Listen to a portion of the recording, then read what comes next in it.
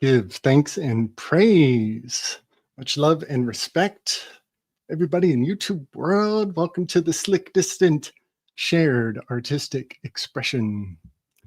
Got my buddy Chris Miner and a special guest. Silus Speaks has come to our little dance party tonight. Thank you for joining us, fellas. How y'all doing? Good, brother. How are you?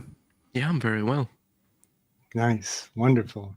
Yeah, I'm doing very lovely. I've been getting a lot of sunshine lately, trying to take it in before the season shift while I can. So I'm staying positive with all the toxic information on the airwaves, just staying positive. Lots of time in the sun. That's what's up. That's what's up, man. So, Silus, it's like 1 a.m. where you are. That is so wild. Thank you for staying up, or waking up, rather. I appreciate you coming on. No, it's no problem. No, I'll get a sleep later on in the university car park just before my class anyway. So yeah, Silus can sleep in school because they're not teaching him anything there anyways that he doesn't already know. Well, he has to just finish it. Funnily enough, just you saying that's just reminded me. On Monday we had a very interesting ad lib class on AI and how to use AI and how to best prompt the AI, which I was completely dumbfounded with. Yeah, so they're now.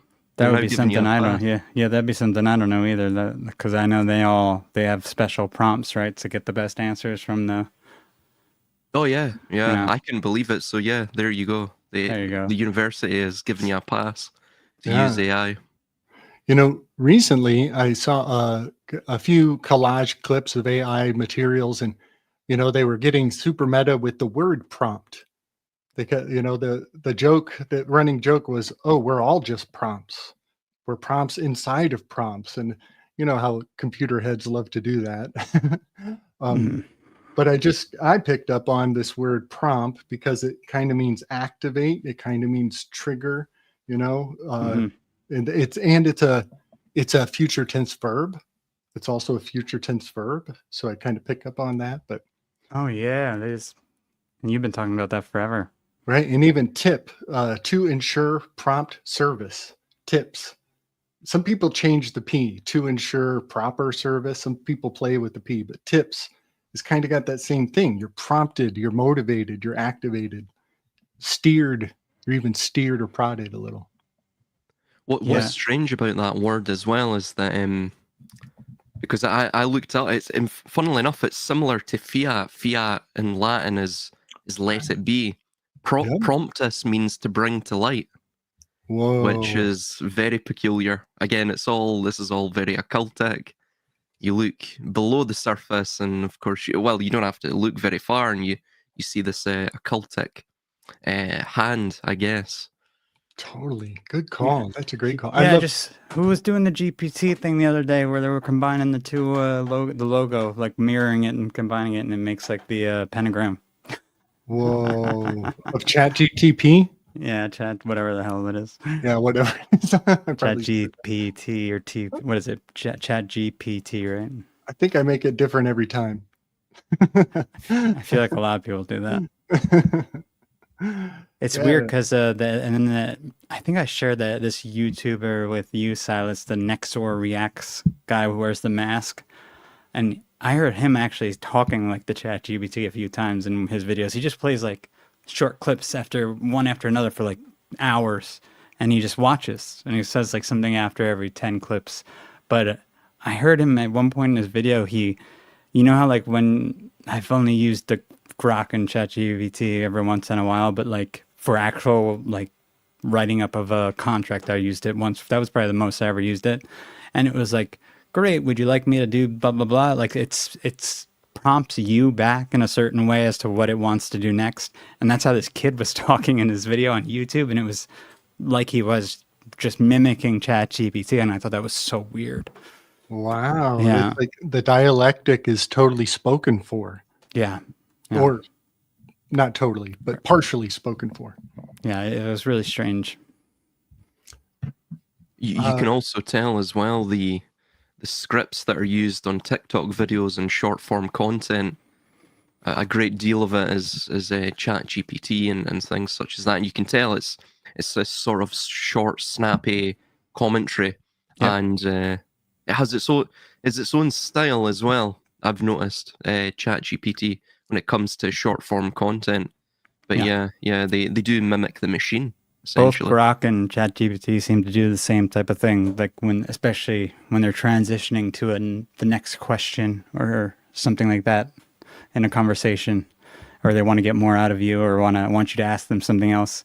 They both seem to ask it the same. They ask questions back to you the same sort of way, and it's very noticeable when then you start seeing people using this type of language in their skits and in their everyday speech. Interesting. I think one of the strangest suspicions that I've begun to substantiate, Socrates is the mystagogue of science. He draws you out with the Socratic method. He kind of has to work in the negative space or pretend to be ignorant so that you feel compelled to fill him with information. You know what I mean? So, and that technique, the Socratic method of leading by questions, it's actually embedded into what the word education means. The word education, educare, is sometimes translated as drawing you out. And so Socrates is feigning ignorance so that you will actually bring forward suggestions, or what you proffer, what's inside of you. And then it can be chopped up and dismantled. And I just think it's really profound that Socrates draws you out. The word education is drawing you out. And I'm going to get kind of ultra conspiratorial. The doctrine of discovery is the same thing. And the Grand Inquisition has weaponized the Socratic method to draw you out. And so the doctrine of discovery is that's colonialism at large. It's so nefarious in a certain light. But I love the Socratic method. I love the Socratic method. And like all of this questioning with Grok and high intelligent entities, it makes us better inquisitors ourselves, I think. Absolutely. For Yeah, now, at least. it can certainly be used as it's something that empowers oneself, or of course the tool itself can become us. And for now, it's going to be, I feel like it's not going to be like this forever, unfortunately. Oh, no, I don't think so. I mean, there's even little strange things. So for example, Grok, I'm pretty sure that, oh God, that there's an etymology of that from somewhere. I think it's from Isaac Asimov, if I'm not mistaken. There's a connection with that. But with ChatGPT, very interestingly, there was one breakdown, and I didn't coin this, but there's one breakdown that someone mentioned on, I think it was Twitter, or X, and ChatGPT. I was always interested because the GPT always reminded me of Egypt. But anyway, nice. he mentioned this, it could be transliterated as Chat Golem Poel Tamid, or quite literally, give or take, quote, sin golem always active, unquote.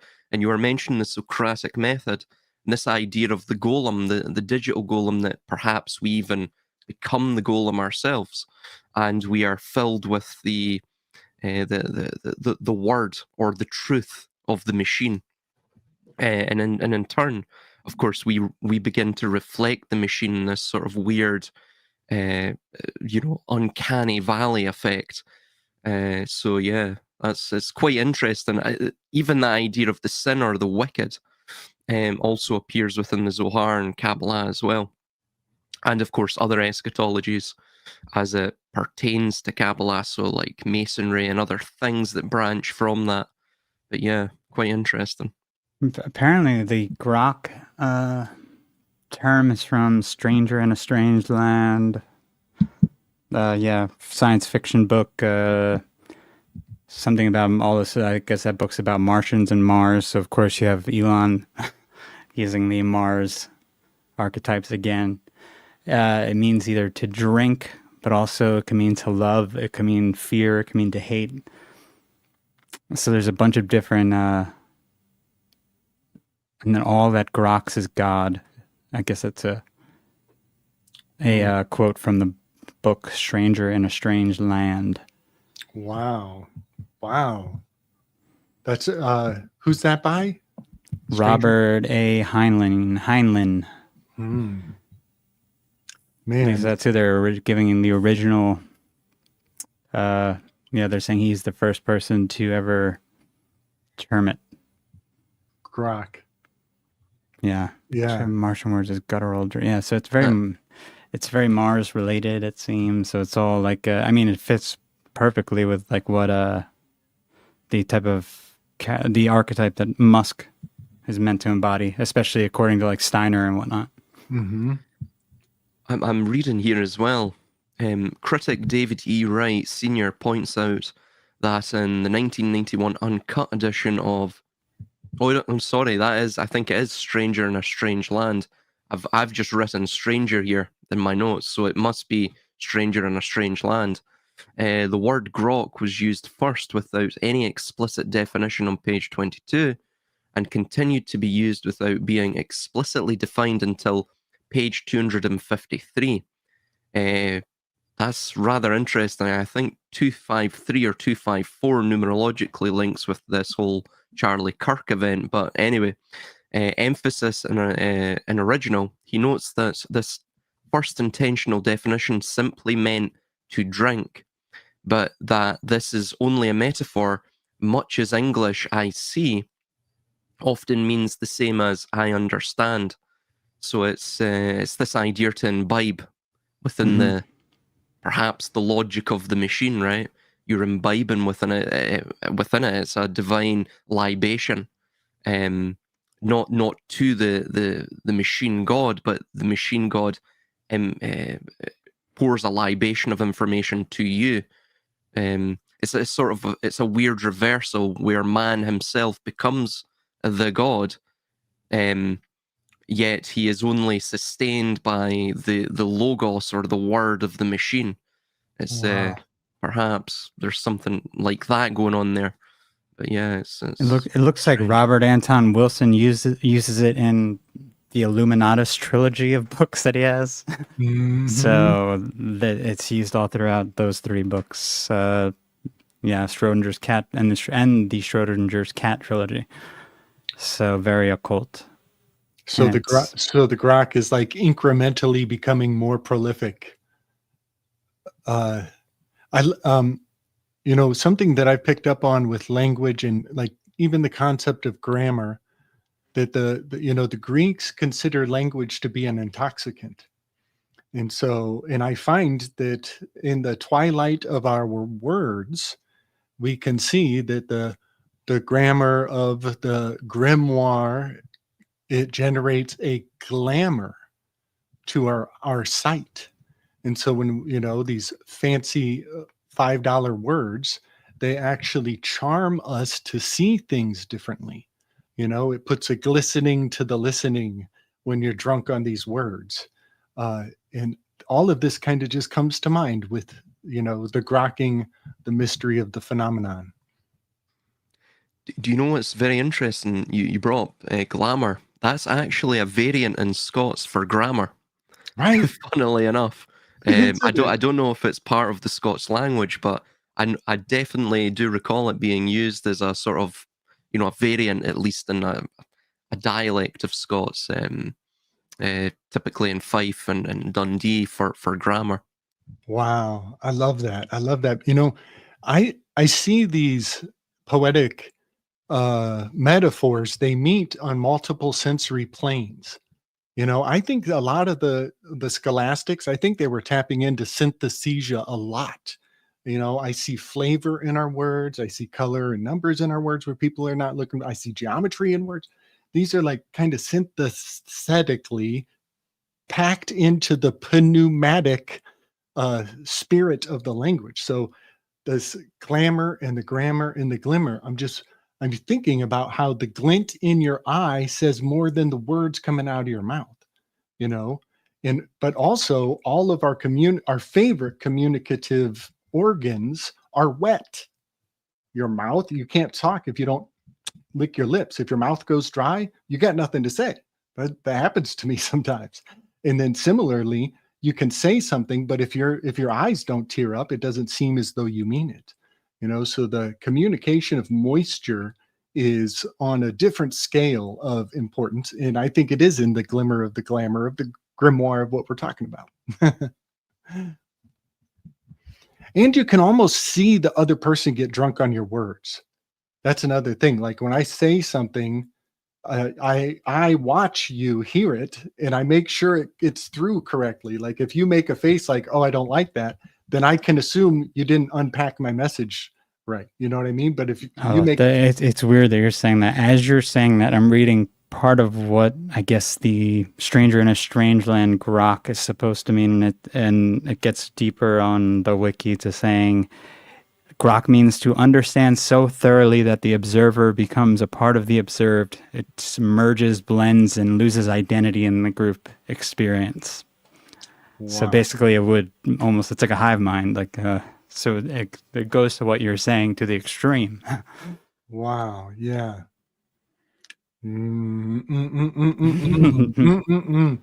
I talk about this a lot, that like it's different to know something, learn something, observe it, as opposed to integrate it into how you're going to operate. You know what I mean? To be the difference between being a spectator and being a student, where you put things into action. Yeah, that's pretty far out. Yeah. Grok. It's a good word. It's too bad it's so occulty. Yeah. Yeah. Silus, have you seen our weave on the Croc shoes and the Croc footwear being proliferated in Idiocracy? Have you seen us go on about that? I have not, but yeah, that I do recall that from Idiocracy. Then it became majorly famous. Everyone was wearing them. I couldn't understand it myself. In fact, to this day, I still can't understand it. But I have heard that they are comfy, so I'm unsure. Let them know. Let them know what you found. Yeah. So the costume designer of Idiocracy specifically chose this random company with horrible shoes because the director agreed this will never catch on. They look horribly stupid, and we want the people in the film to look extra stupid. So let's buy in on this company. And so they put Crocs on display in Idiocracy, and it worked. They look like, idiots. But then the Bush family dynasty buys in on the company of Crocs and invests heavily. And all of a sudden, under philanthropic auspices, they are sending shoes all over the world. They're filling all the penitentiaries, all of the insane asylums. They're giving these shoes to all these people, but they're unwittingly dressing them up as idiots. And then it goes mainstream and people are just taken on. They just, integrate it. And now we're walking in the footwear of Idiocracy, but it's creepy because the social engineers are also seeding aspects of Idiocracy or manifesting it like some kind of dark prophecy. It's very, very peculiar. It's almost like a bit of chaos magic there by the Bush family, and in some respects, isn't it? It truly is. And then I guess one of the important parts on the esoteric side of this is that, in animal magics, animal totem magics, the crocodile and the alligator, they have the downward pounds per square inch, PSI.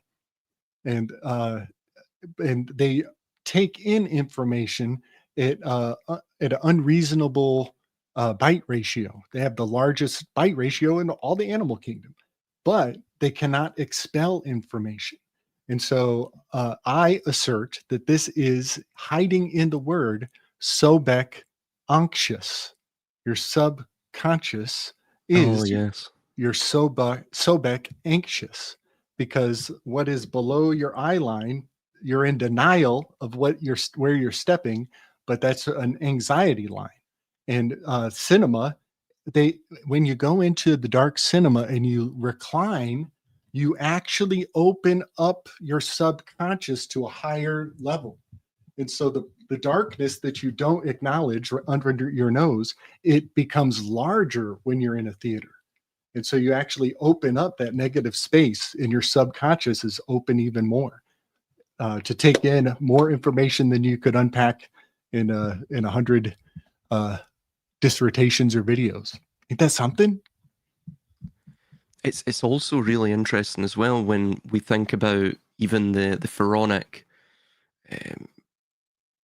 coronation ceremony, where you had the crocodile oil being used there, and the crocodile was known as the mesh or the mesh, and this is of course where we get it's where the Hebrews get their term Mashiach from, where we get our term Messiah from, to be anointed, the anointed one. You were anointed in the oil of the crocodile, which is of course it's rendered fat.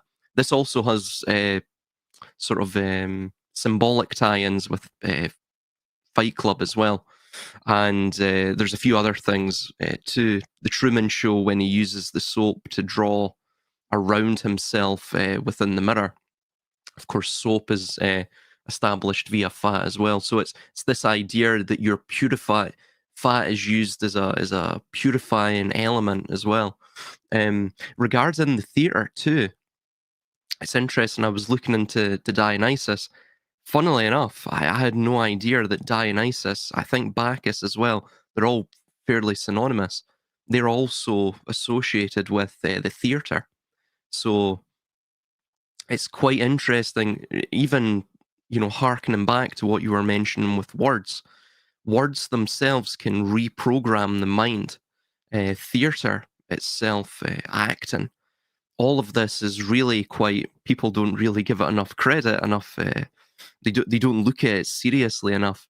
But it's this fundamental skill to to use words, to use body language, to use all of these linguistic cues, which go beyond even, the syntax of grammar and the words themselves, to literally cast a spell on people. It is the fundament of magic, isn't it? Really. So yeah. It's. Mhm.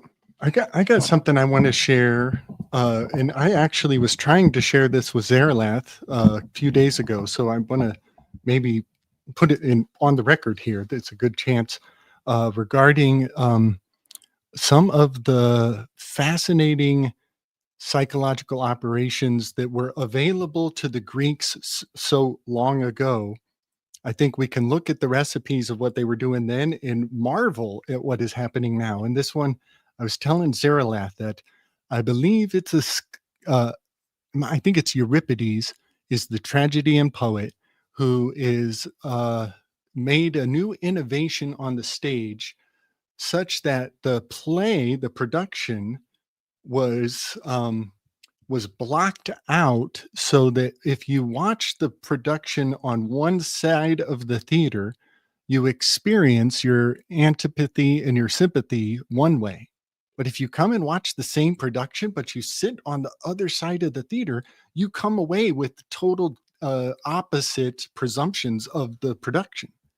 And so he was really dabbling in how to make it so that people have to come back, like the Pulp Fiction or Usual Suspects, where you're like, oh, that's not the movie I thought it was. I got to go watch it twice. So he was kind of getting double returns. But I want to point at another trick he did, and this is so significant. He took the chorus, who used to be like stagehands. They're like disembodied masks that float around to add ambiance and kind of maybe narrate and fill in the blank spot to inform the audience on things that the audience presumes the people on the stage don't hear it. So it's a character on the stage who only speaks to the audience, but the people on the stage might be oblivious to those words for the sake of the imagination. So that's the chorus, and they play such a intricate role all through time. But I believe it's Euripides in this tragedy, and he did a new innovation that still blows my mind. He took the chorus, those disembodied masked actors like the stagehands, he took them off the stage where everybody can see them broadcasting the extra narrative info, and he put them in the midst of the crowd. And so now there are plants in the audience who are designed to emote a particular way at particular points in the play. And so let's pretend you're at Romeo and Juliet, and it's the moment when Juliet takes the poison. Well, the people on the right-hand side of the audience, their chorus plant is going to gasp when she takes the poison. But the other half of the audience, that chorus, they're going to breathe a sigh of relief, like, oh, I'm so glad she took the poison. So the emotional seeding of the audience is antipodal to each other. And then when the audience goes home and they're like talking about the play, they don't see eye to eye on the same experience. And this, I believe, is also encoded in the phrase of the Bible, that I am in your midst. And this is how the theater, the Actors Guild that we call the CIA today, this is how they seed your expectation and your bias to eventually when you, so that you can't see eye to eye as a witness to one another. Isn't that profound? Yeah, I just wanted to share that they did that so long ago. And I think they did it yet again when the mainstream media was in bed with the Iraq war, when the media went in with night vision goggles and they went in bed with the tanks and the infiltration of the shock and awe. I think that was putting the chorus in our midst in a modern context. Absolutely. And what comes to mind when you were mentioning that idea of the one side of the stage showing antipathy and one side sympathy, and of course it brings people back, is it's this idea that we're now seeing developing within even AI, and of course with the media that now will be generated from AI and the control of our mind through that, is that essentially it's the culmination of the Kabbalistic notion of the dialectic and the dialectical strategy. And it's this idea that from the antithesis and the thesis, you can produce that synthesis of the two. And it's within the synthesis of the two that you establish, of course, the that equilibrium state where power perpetuates, it self-perpetuates, it self-supports. So in essence, what you do is you get the audience members who, in our own context of society, are also the actors in some respect, and you get them to, in effect, play this weird game where they will orbit certain dialectics throughout their life. They will orbit certain, they will take on one characteristic which is opposed by another characteristic. So, for example, the greatest example of this is the political dialectic. For example, as we see in our youth, we tend to be more, quote, quote, left-wing. As we grow older, we tend to be more conservative. However, this can actually be reversed in some people. Some people who grow up in a right-wing household, they might be, I don't know, traditionalist Catholic or something, let's just say. In time, they may actually rebel against that to the point where they become so entrenched in that rebellion that they become, more left-wing, liberal, and they become unshakably liberal in that respect. So it's basically what you're attempting to do is you're attempting to get the audience / actor to continually replay the play generation after generation after generation without any let or hindrance, any interruption. So yeah, and of course even casting doubt into the audience and casting a spell, a sort of area of effect within the audience vis-a-vis the plants as well is also rather interesting. Again, it's something that they do all the time. We see it with, for example, in in the modern context with social media, bots. Bots are used constantly to sway public opinion because the majority of people, let's be honest, human beings are not swayed by logic. We're a storytelling people. We are swayed by persuasive raconteurs. We're persuaded by emotion, and we're moved by emotion. No one ever went to war and died for maths or physics. They go to war and die for, well, essentially emotive social messaging. So this is something you see as a recurring thread throughout human development, and it's something, of course, all powerful people really cling to and play to. It's about, to control people, it's about controlling the nexus of the social messaging. And if you control the nexus of the social messaging and you have all the threads of consciousness intersecting with that, then you control the country, you control the tribe, you control the society, and of course you expand that enough, you control the world into perpetuity. It's all about this idea of homeostasis and autopoiesis, negentropy, essentially, creating a system that is self-perpetuating, self-regulating, self-supporting. So again, this all comes back to theatre. This is why theatre's so important. I think in Greece as well, it was actually even the slaves were by decree, they were obligated to appear, to stop all work and to go to the theatre, because that's where they got their daily download, or their weekly download, or their monthly download of social messaging, to, again, so the powerful could steer the society and steer the course of it. See, it's almost like the river. We're getting back to the river again. The river itself is a scar upon the landscape, just as, of course, the social messaging is a scar upon our psyche. But like the river, it has a flow to it, and like the scar, and in this case, to our psyche, it also has a flow to it. It's not something that's just static. It's something that is almost like a primal chaos. What you must do to control that primal chaos is to narrow it and to funnel it down certain pathways. And this is, of course, where theatre comes into play, propaganda, any social messaging outlet. For example, I'm at university right now. One of the main things of education is, well, in fact, indoctrination. It's to steer your mind.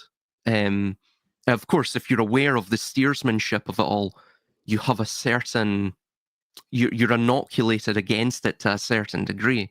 Of course, it's still affecting your subconscious, and well, you have to try and be aware of that. But of course, the nature of the subconscious is no one's ever really truly aware of that.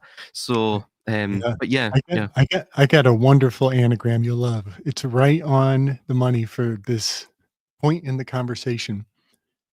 Ousia, the Greek word ousia, it's a marvelous word.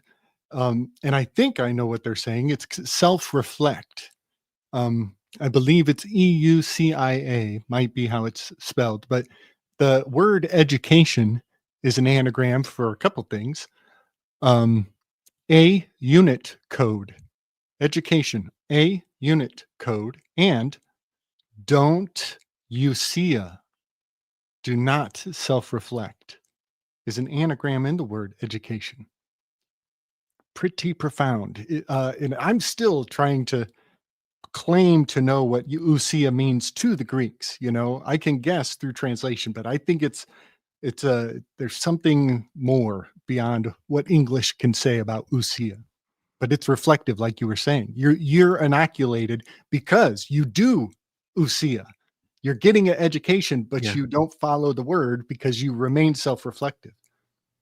yeah. Hopefully.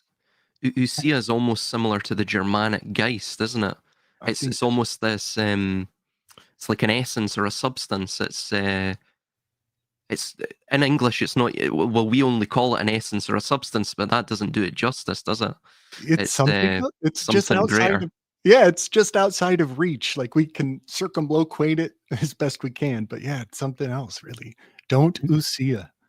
And I think it's interesting how what you guys are describing maps onto the sort of gamification of reality that we're seeing, where everyone has they're given a group of set paths that they can choose from, but they're limited, and you have to select one because the outcomes are already predetermined, and that's what they desire to more tightly regulate. They want the whole reality to be like an RPG where you're playing a character and they know that you're only going to be able to achieve one of the however many set outcomes they have determined or predetermined. So, Silas, tell me about your you have a couple books out and you have a new one has arrived. Tell me the status of your publication endeavors. So I have written 6 books. I'm nearly finished the 7th book, but that'll be divided up into probably several volumes, because when it goes to format, and I think it's going to go beyond 600 pages, and the self-publisher I work with, I don't think it likes anything above 600 pages for print, so it'll probably be like 300 pages, 300 pages. Wow. But yeah, so about 6 books. One Yeah, for so this will be the one 7th. for every comet in the sky right now. Oh yeah. I planned it that way. That's great. That's awesome. And what's the one right now that you're trying to piece out?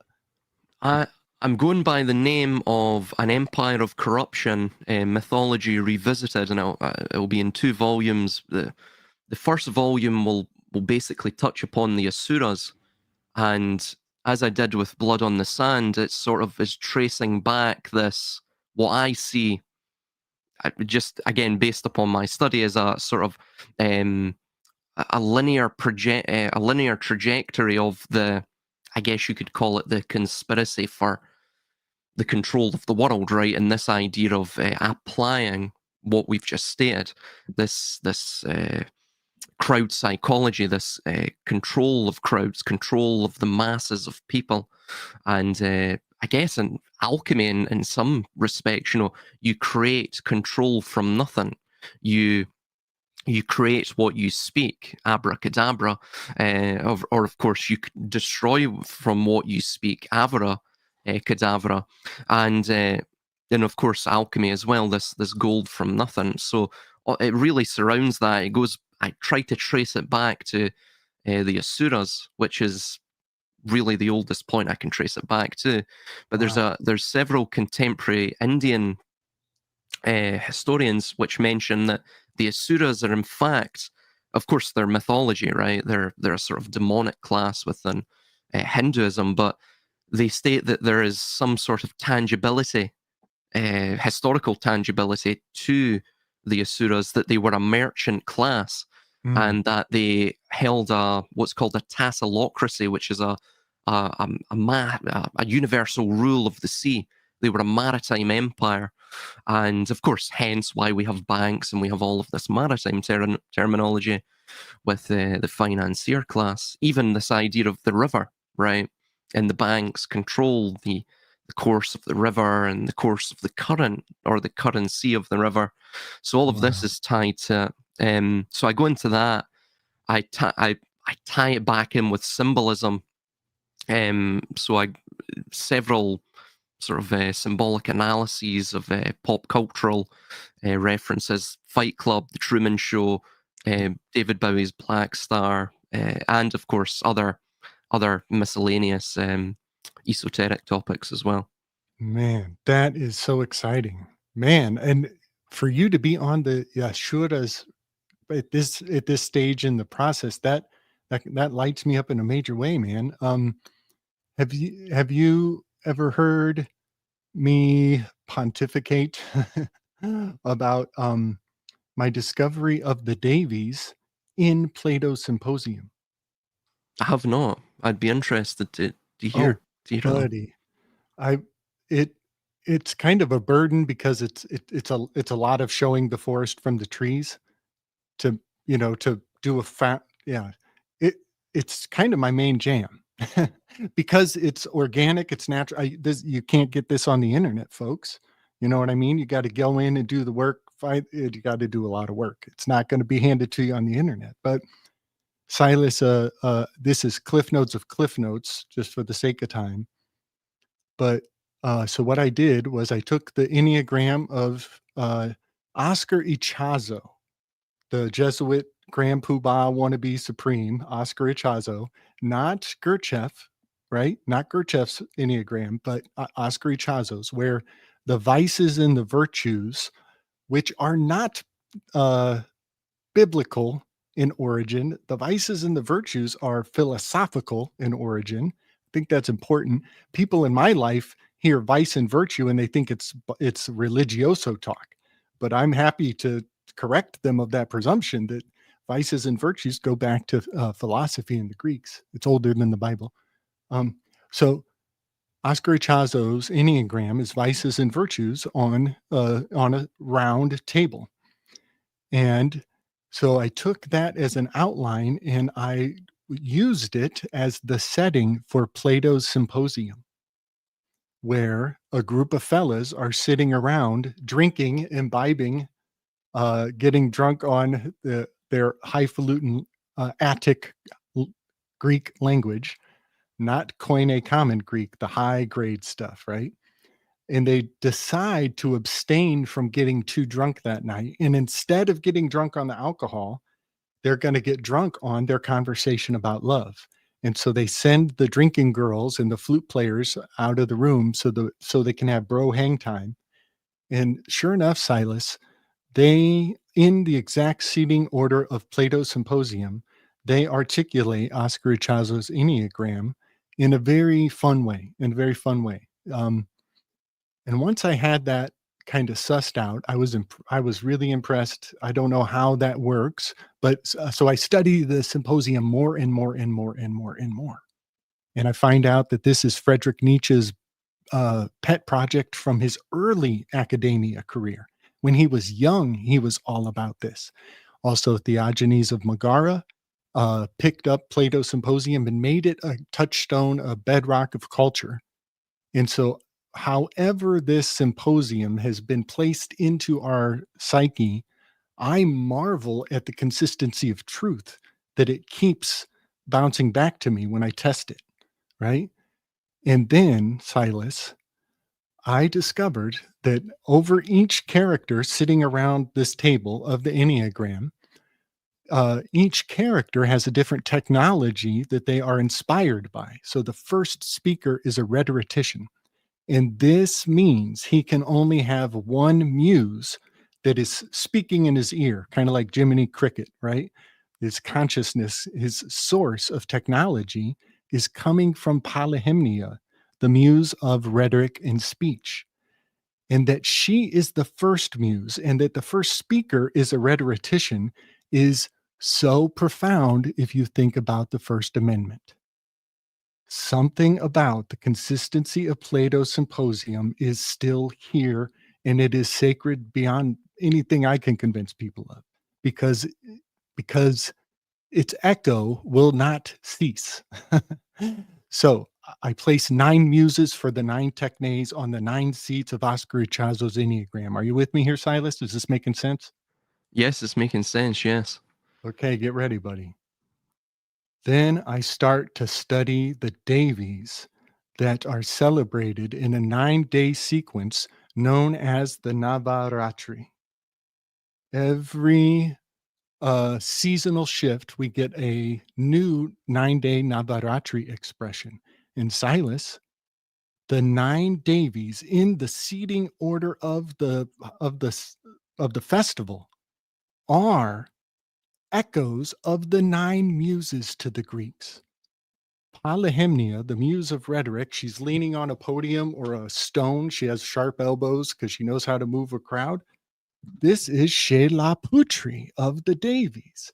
She's leaning on Mount Kailash. Yes. And so I can do all 9 muses onto all 9 Devis of the Navaratri. And the word Navaratri is an anagram for the narrative. And the narrative runs the world, Silas. Yes, yes. Yeah, buddy. And so I'm ridiculously dialed into all of the things about the 9. You know what I'm saying? The 9 worthies, all that. And so when I find the Davies hanging behind the muses, now they're not the same. I want to say that this is important, this cultural bridge. You know, when I'm talking about the muses, I have to be careful because I know more about the Greeks than I know about the Davies. So I can't speak to the other cultural norms of this pattern, right? I'm just not as dialed to the Hindu side of this. I'm way more tuned into the Greek side of it. But the Greek muses, their artifacts that they hold are also the artifacts that are fastening them to their Hindu counterparts. And so, because I found the Greek muses having correspondence to the Davies, I am compelled to sympathize to the Davies more. And when I find out that the Davies have an enemy in the psychic mythosphere that is called the Yashuras, I see a line in the sand that I should pay attention to, and I think it's still in place today. And I'm gonna tell a quick story that I think encapsulates how the Ashuras are always keeping the Davies down. If you look at Jackie Chan's career arc, Jackie Chan starts out roughneck in the alleyways, doing all his tricks himself, taking all the risk and taking all the glory, rising like a star, throttled because he does it himself. He's got all the trophies, all the injuries, all the bragging rights like no other stuntman can brag about because all the other stuntmen are seconds, right? Jackie is the real McCoy. He does it all. Mm-hmm. It was the insurance companies. It was the insurance companies that took down Jackie Chan's glory. In his struggle against the insurance companies as he goes from his motherland into America, the insurance companies just can't have all that glory happening. They can't have that free range glory running around. And so Jackie Chan versus the insurance companies, Silas, I believe are a beautiful articulation of the Davies versus the Yashuras. Can you dig that? Yes, well, it's almost bringing it down to the societal level. It's the fact that they want to control fear and hope. So they don't want people who, again, we have this, I don't know if it's the same in the US, but we have this idea in British society, which is called the tall poppy syndrome, which is that if you put you put your head above the parapet and you try to accomplish more than the general trend, the society will cut you down. So it's this idea that fear and hope must be controlled, so you can never become too accomplished. You can never even become too powerful as a mere member of the society, right? Yes. Because of course, let's look at the society as a tree. If you're a member leaf of a branch, you are not the branch. You're not the large main branch either. Again, so there's a hierarchy to what you can invoke within the society, what you can influence within the society, and this is all controlled as well. So this is why they like to keep certain classes down. They like to keep certain people locked in their boxes. This, by the way, this is why you have education as well. This idea that any human being could be curtailed and be told, well, you're not intelligent enough to get into this, course, or you're not intelligent enough to get into university. You'll have to go through college. Even this idea of grading too, and ultimately a lot of the poor grades, they don't. Again, all human beings have the same. On average, they have the same potential intellectually. They have the same intellectual capacity. However, poor grades tend to come down to poor teaching, right? Ultimately, eventually the child, the student, just is bored of the subject itself. So really, it's this idea that you see throughout society where they're constantly curtailing people's energy, and this is what it's all about. And again, you brought up Navaratri, and even that idea of the Nava, so the 9, it links with navigation too. So you have the navigation, things that are navigable, and even that idea itself, it's similar to an experiment, is it not? So you, again, like the stereotypical rats within a maze or a labyrinth, right? Within a social experiment. We are in a sort of similar setting, right? We are within King Minos's labyrinth, and we are chased by not necessarily the visible terror of the Minotaur, but of the fear of it that lingers within the shadow. So again, that's the fear. The hope itself is that the fear curtails the hope of he who is running through the labyrinth. So it's all of these ideas, right? It's again playing off against the sympathy and the antipathy, against the thesis and the antithesis, and really ultimately that's what control comes down to. Control always comes down to this sort of orbiting yin and yang, and it's in the middle that they control absolutely everything. So they are I guess the leverage point between the two extremes, and ultimately they can never have a society where they have the members of that society in balance with themselves, in balance with nature, in balance with with the very universe itself, the universal spirit, because that is not where power lies. Power lies in the extremes. So I don't know if that adds to your thought process with that. Yeah, I know that it seems silly to jump from Yashuras to insurance, right? That seems like a leap. Well, not that much of a leap. Yeah, if you think about it. Right, when you sit with it, it really fits. I love to point out that, JFK, he died that day because he didn't have coverage. He didn't have coverage. Exactly, yeah. Right? But also, I think it's a useful thought experiment to consider how the insurance experience is actually softening us up for pre-crime.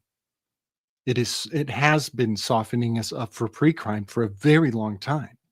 And so when you really contemplate what insurance is, it's, paying in advance for whatever inevitable damages, but it's also in a strange, karmically speaking and metaphysically, you're actually confessing to the crime before it even happens. You've paid the dues of the crime before you even know what the charges are. And so, insurance keeps us perpetually not current. We're perpetually projected outside of time because of insurance for a great many reasons. But I believe that insurance has been setting us up to take the pill of pre-crime in a most fascinating way. And in that light, the battle between the Devis and the Ashuras is culminating yet again in a very important way, I think. Emergency Risk Protection Order, ERP, flip it, it's PRE. It's pre-crime. Yes, it's this idea. You even see it in the World Tarot card. In fact, you see it in a few tarot cards. So in the Rider Waite deck, you see that our society itself is, funnily enough, actually beginning to become in line with this concept. But anyway, with the World Tarot card, you see that she is constantly looking back. She's running back, which of course sets the wheel in motion going the opposite direction, the clockwise direction. She runs anti-clockwise. And of course, the entire wheel is going in a diurnal clockwise motion. So it's this idea that again, like what you're seeing with media is essentially drying up within the West. We see this constant regurgitation, this constant remixing, reboots, remakes, you name it. It's culturally drying up. But the thing is, this has a sort of a secondary effect where what you're seeing is that people are becoming more and more and more nostalgic. So they're constantly trapped in this past. And even my own generation, right? It's become more reactionary, both in on the left and the right. And that's not just politically, both socially as well. And you find that, so for example, for the left, they become they romanticize the Soviet era of Russia. Of course, they've never lived in this era, right? Yeah. And the right wing, they look back in nostalgia, this sort of romantic nostalgia with the McCarthy era and the white picket fence, and the Americana, right? This dream, and so it's essentially we're locked in this retro futurist entrenchment. And again, this is all part, really, of what you're seeing. I think tying in with what you're stating with the pre-crime and insurance, even the idea with that you see with the Yasuras and Devas and the theomachy that you constantly see going on, which ultimately, yes, it's a war of the gods, but it's a war of our own psyche. It's a war of man against man himself. It's a war of the unseen elements of man versus that seen, tangible, material element that is man, or even mental element. So it's the psyche versus the pneumatic sense of man. So essentially what you see with the Yasuras and the Devas is when it starts to move westward into Persia, they all get flipped, right? So the Devas become the evil ones, the Asuras become the great ones, the godly ones. And then as it moves ever westward, and by the way, there's a point to be had, and even the idea of Asura, then Yashura, and then all the way to Yahweh, Yahweh, Yahoo, and of course all of the other various etymological or linguistic connections with that throughout the entire Canaanite Levantine region. So there's something to be said there. There was an inversion that went on. So again, like what you see of Kabbalah is not necessarily fixated upon the more unseen elements of man. It doesn't even have an idea of perhaps you could say, a hereafter. It doesn't have an idea of the pneumatic element that is man. So it grounds itself firmly in the material. Right. And that has been something that you see has informed societal and civilizational development basically since this inversion. Whenever that was, of course, I mean, who knows? But that's why Steiner's always warning about that exact thing, of that exact inversion. Exactly, yeah. And it's something that crops up everywhere. It's like this cross-cultural thread that just, you can find it throughout everything that we talk about, because ultimately it really is the fire, the battle at the heart of the soul of man. Man is fighting himself. He's in this struggle to really break from his own cocoon, but he doesn't even understand how to do it. So he either takes the material path or the spiritual path, and he doesn't see that you actually have to take the middle road. But the middle road is difficult to take, as we see, because the human condition is really predicated upon the extremes. And so is society as well, right? So it's this is the human dilemma. This is the theomachy of the Yashuras and Devas within our own soul. Yeah, buddy. One thing I love pointing out sometimes, that the word society, it has the word sucia. Sucia means dirty, and the public is considered filthy. But I even think that even the word that you're not supposed to say on YouTube, Clintoniciding, it's sucia side, is actually killing the filth, and that kind of might resonate with the spirit of some people who commit that act. Killing the filth. Sucia means dirty, or pig sometimes. Pigs are sucia. And of course, you don't cast pearls before the swine as well. So yeah, it's this idea as well. Well, you even see this, for example, in Hermetic philosophy, and this is really found throughout all of the mystery religions, right? Where they will refer to the profane, the profligates, those who they don't deem as on their level. As you can tell, they're egalitarians at heart, right? Of course. And anyway, so they see, essentially, they see themselves as farmers, right? As pig farmers, if you will.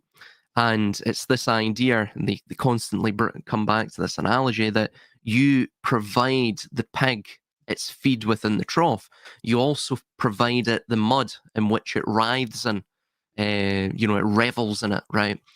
Pleasurably. So again, it's getting back to this same idea with social messaging. The social messaging is designed to be accessible to the majority of people. Again, let's bring up Charlie Kirk, right? That most pressing example. Let's take, for instance, the clearly, I don't want to say fake. Let's just say very peculiar text messages, right? And within those text messages, you have things that could service the preconceptions, the biases of both the left and the right. So, for example, he mentions that his dad is a diehard MAGA fan. Now, of course, if he was, had known his partner, right, for any number of years, or any number of months at least, then he would have already brought up that conversation, because of course they seem highly political. You would have already said, my father is a diehard MAGA supporter. But he stated that. Why did he state that? Because again, this is something that's informing, that is almost a trigger word, if you will, a line that is crossed, linguistically speaking, that informs the biases of the right wing. Yes. And then you have left wing ones as well. So, for example, when he mentions my love, and he's very tender about all of this, again, this plays into the left wing's idea of eros, and even the idea of the Dionysian gender inversion. So you're elevating that. It's that conversation was so insane. It's so mischievous. You kind of have to laugh. I forgive myself for laughing, because you have to. Yeah. It's insane. And then we have, and this is why I shared that picture of Kash Patel with the beehive behind him when he came out and told people about the conversation, because it's like you have one of the bees controlling the subconscious minds of everyone with this obvious propaganda that isn't any way in alignment with the story being told, because there's no way it would make sense that someone could be so have such a plan in place for everything, except then at the last minute confess basically on a Discord server and not be aware that everything that they're saying is being recorded. Like, it doesn't even make sense for that generation. Yeah. So one of the patterns that I think I can I can capture a great amount of it here is the insects. The insects. Sit with that word. Like sit with the phonetic of my word when I say insects. It makes you want to crawl out of your skin. And so these bugs, these buzzwords, these desires, these little creepy crawly things on your epidermis, they are they're magic. They're totally magic. It's in our vernacular, and so the concept of, Socrates is a gadfly, and he has this sting that really gets under your skin and sticks with you and then develops into some kind of other infestation longer down the road. The metaphor of Socrates as a gadfly has been packaged into every single hypersigil that we call a buzz word. And it operates just like the insects. And think of how close my term here is to the ultimate faux pas, the ultimate Oedipician tragedy. Incest. Ah! And then he carves out his own eyes and creates a new impression for the agon of agony. The Oedipician eye gouge was an innovation of pain that they promulgated onto the masses. And then, and I think it's important, the incest and the insects and these buzzwords in the narrative, those were the words coming out of the chorus that was seated in our midst. And so the chorus is also buzzing those words and making sure they get proliferated. So then the words that are seeded into the theatrical experience, they're seeded in the theater so that they will sprout in the marketplace. And now when you go out in the marketplace, and here's a great example. Oh, actually, I'm gonna do a graphic. I have to do a graphic right now on this conversation. I was just gonna say what Polar Camel said, Beelzebub and Jezebel, and you have all these also. You have that sort of imagery too with the insects, like the demonic sort of imagery, and then there's also the, I guess, gods and goddesses, the deities from various cultures that are insect-like. Totally. Myrmidons. Does that ring a bell? Myrmidons? You guys have heard of them? Yeah. Yeah, I'm gonna run. Yeah. I'm gonna run to the bathroom really quick. I'll be right back. Okay. I am so glad the conversation went here because, Silus, are you aware of the kind of a new product in the marketplace? Have you ever heard of the Zen nicotine pouches? No, I haven't actually, no. But I'm aware of Zen now.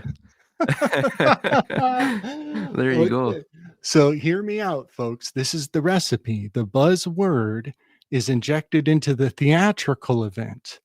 And then when you crave a buzz, when the Latin word for news is an anagram for addiction.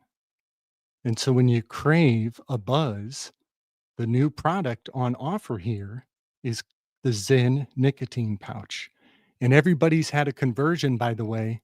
Everybody's aiming for a better self after this trauma. Everybody wants to put away the old cigarettes, and they want to lean into these pouches.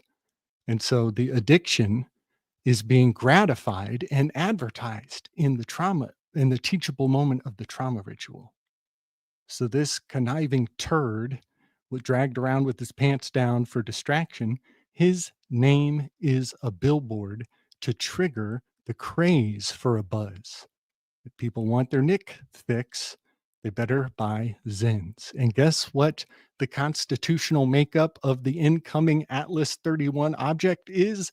Its constitutional makeup is Ni, nickel, and carbon. NiC is the constitution of the incoming Atlas 31 object. Ain't that a trip and a half? There's the etymology of Zen as well. It's actually Yiddish as well for tin, and in alchemy, Yeah, tin tin is associated with Jupiter. I've been toying with that idea, and I'm not sure where it fits in with the whole ritual of this thing. I'm still working that out, but it's something interesting just to mention too, and on the insect too. So of course they're trying to make us all consumer bugs as well. Even I'm pretty sure, if I recall correctly, in Nietzsche's Last Man was described as more insect than man, the multiplication of 0 by 0, right? So it's the insectification of the human being. And interestingly as well, within this sort of so you have the insect, right? But then of course you have this idea of the incel within the modern world. So it's of course involuntary celibate. It's a sort of portmanteau, an abbreviated form of the two words. But it's insect. You're involuntarily becoming intersected with the society, and of course you don't want to be involuntarily celibate. I mean, what does celibate mean? It comes from a Latin root which means to be in an unmarried state.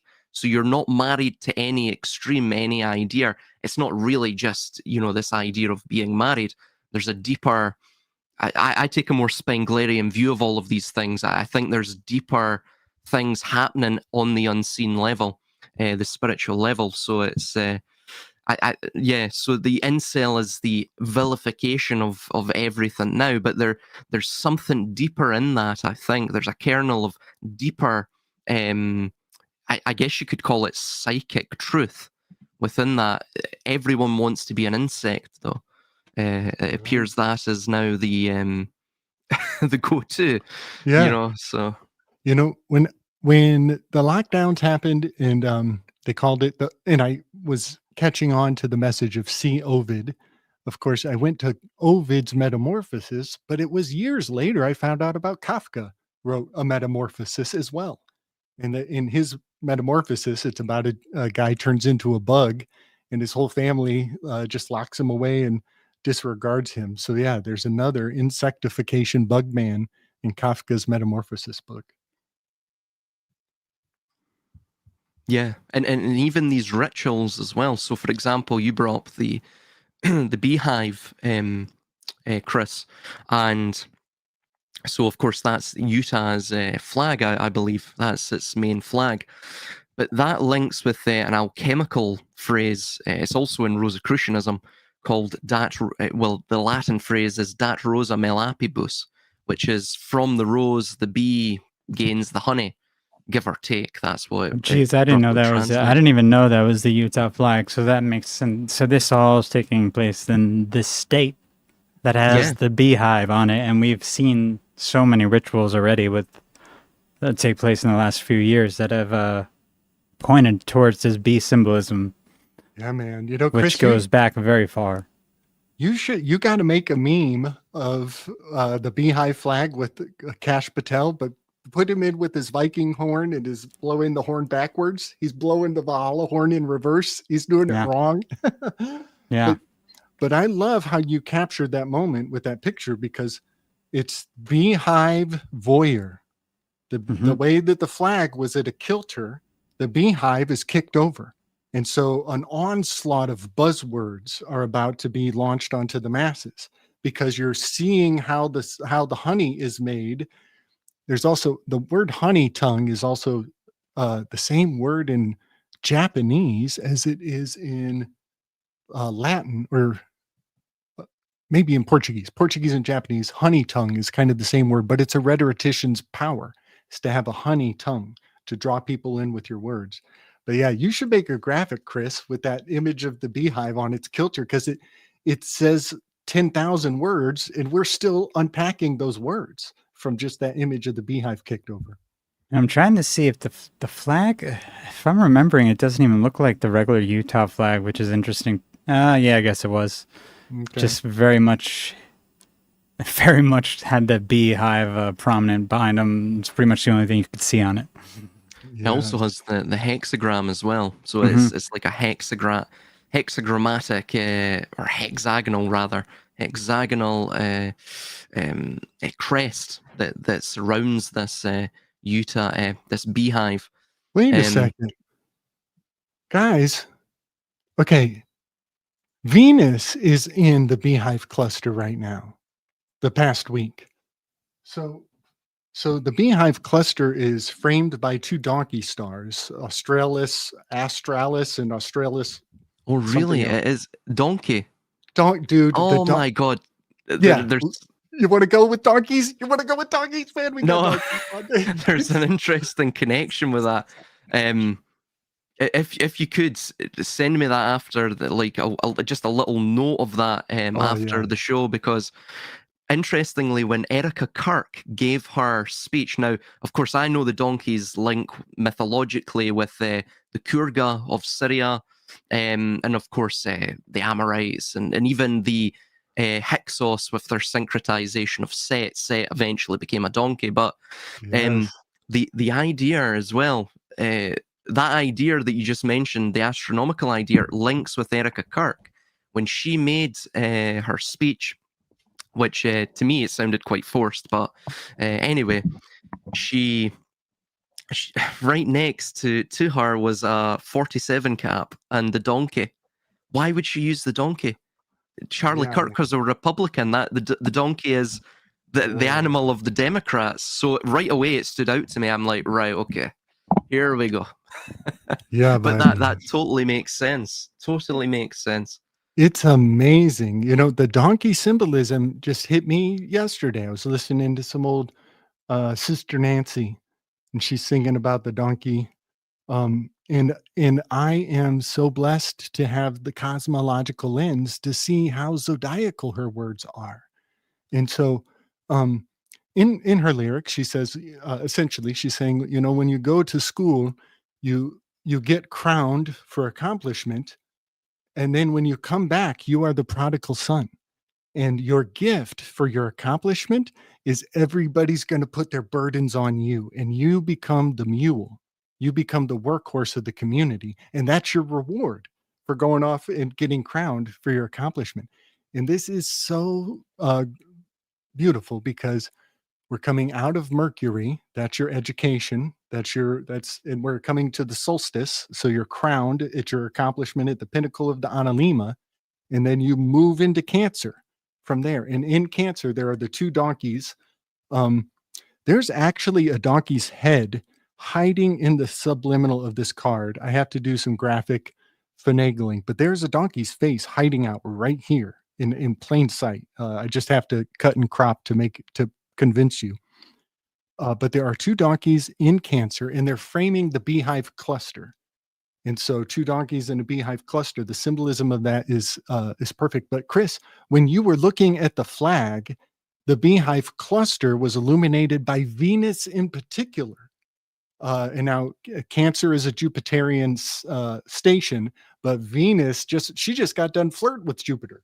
He's only a few degrees over. She just brushed his shoulder, and now she's trying to walk away smelling like honey tongue. And that happened when that broadcast. And then Silus, you're talking about her with the donkeys, right? Oh yes, yeah. And so the donkeys, I just want to say, like the prodigal son returns. Even when Hector's father had to come into the encampment of Achilles, Mercury dresses him up in a disguise and waits till the cover of night. And this is all perfect because the nights are encroaching after Gemini, and the sun is losing strength after Gemini as we start to get into Cancer, into Leo, and the sun starts to come down. And so Hector's father is riding on donkeys, two donkeys in a wagon to get to in disguise in the camp. And also Jesus comes into town riding on a donkey. The back of a donkey has a cross in its hair. There's actually a Christian cross on every donkey's back. And I just love these things because some people are still conveying the priestcraft, but they are not initiated. You know what I mean? I don't think Sister Nancy knows that her song comports to the stars with such high fidelity. I don't think she knows that, but it has been instilled into her deeply in a fascinating way. So, yeah, that makes a lot of sense now, Chris. About the Also beehive. interesting is that they recently, just like I guess a year and a half ago or so, 2023, 2024, changed the 8-pointed star to a 5-pointed star underneath the beehive. Really? And then they Wow. added the 5. Excuse me. They added the 5 mountain peaks in the background. Excuse me. Sorry.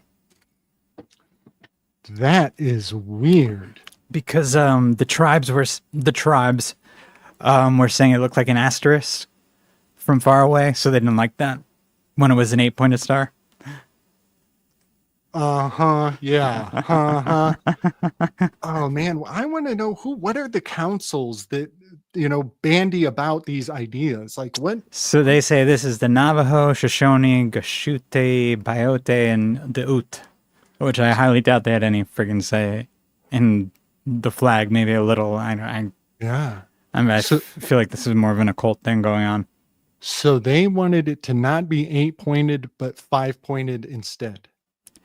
And saying the concern was it looks like an asterisk from far away, which makes no sense to me. The word asterisk is a hypersigil. It's totally a hypersigil. It's Astaroth. It's even the hashtag. They are all 8-pointed. They're all Ishtar. They're all Venusian. But you know what? I wonder if this is legitimate controversy over whether Venus should be 5-pointed or 8-pointed, because it can go both ways.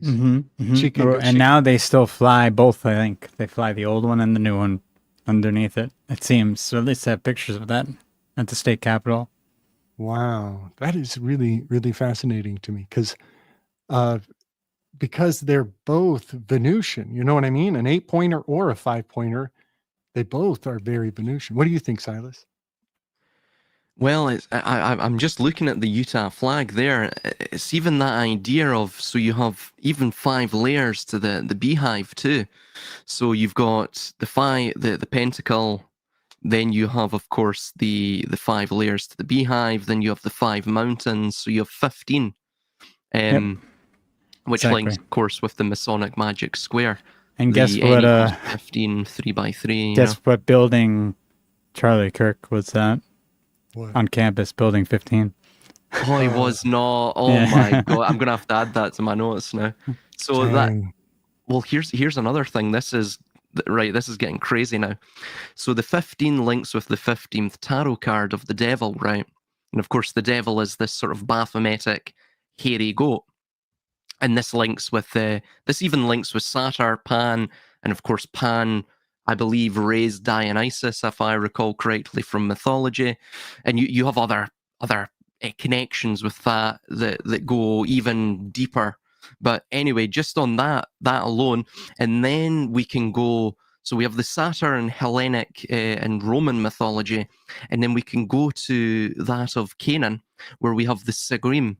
And the Sigrim are, Seir literally means hairy goat or hairy or rugged goat, a he-goat, if you will. And so we have the Sigrim, they're the wilderness demons.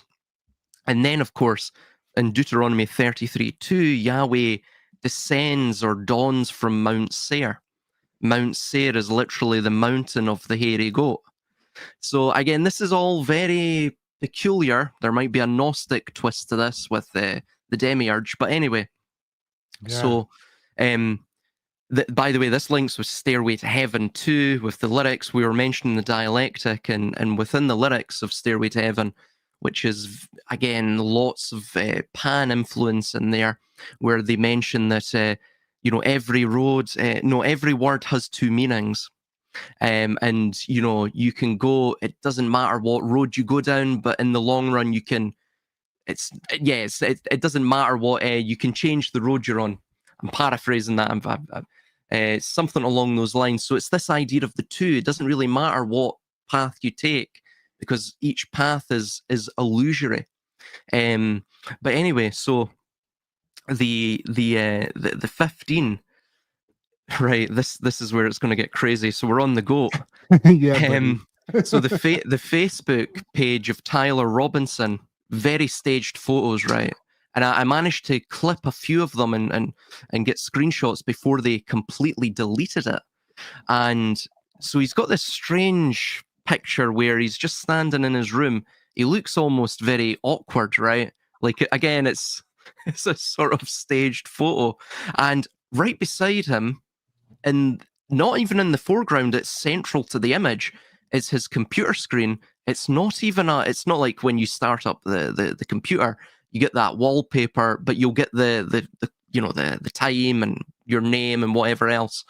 There's nothing there. It's just this picture of this island. I managed to geolocate the island. It's Goat Island, right? Goat Island in New Zealand. And on Goat Island, you have a house called Valhalla. I mean, what's going on here? What is going on here, y'all? So I have a vast theory, and be careful, y'all. Grand unifying theories are highly tyrannical. So on board this at your own risk. I think one of the real inevitable linchpins to the zeitgeist is that eventually we find out about the zygote. And when we find out that we were subscribing to the zeitgeist, we have to offend the spirit of the times to correct the blanket of presumption that the zeitgeist is subscribed to.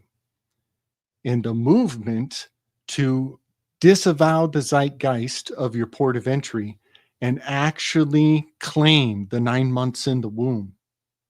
The claiming of the 9 months in the womb, this changes your mean time, this changes your values, this changes everything to claim those 9 months in the womb. And it was encoded in Milton's Paradise Lost. It's encoded in, and the epics, the patterns of the epics are intentional. The end of the Odyssey, his last line to Penelope, in some translations, she wants him to tell his adventures, and he says, "Oh, darling, where do I start?" And that's the end of the story, is him asking, "Where do I start?" That question that he ends off on is also the question that sparks the revolution in heaven. When Lucifer turns to his fellow angels and he says, "You're an angel. We have perfect knowledge. Every decision we make, we know every possible outcome, right?" Yeah, perfect knowledge. And he's like, "Well, wouldn't perfect knowledge also entail that you remember your past?" They're like, "Yeah, well, yeah, I remember my past." And they're like, "Well, then tell me where you came from." And they're like, "Whoa, bro. Whoa. I never thought of that." And they're like, "You were told that you had perfect knowledge, and now you're telling me you don't." And so this contradiction, this cognitive dissonance sparks off the revolution, and all those angels go through the fall. And so I am a little alarmed to have a sense that the reclamation of the zygote is, I think, an inevitable realization, a true rewiring of your relationship to the matrix at large. And isn't it fascinating that one has the zeitgeist and the other has the zygote? Yeah, exactly. Well, even the idea of the Geist, I'm pretty sure it comes from a Proto-Germanic root, which literally means to agitate. So you've got this idea of, well, for example, even the Allfather, Wodenaz, quite literally the Lord of Frenzy. Mm-hmm. So consciousness itself is a state of frenzy. It's a state of, you could say, spiritual discombobulation. You have to be in this state of just pure doing. And sometimes we do without even knowing why we do it, right? This is what instinct is, and even intuition. So it's this idea. I've just got the lyrics up here. Yes, there are two paths you can go by, but in the long run, there's still time to change the road you're on.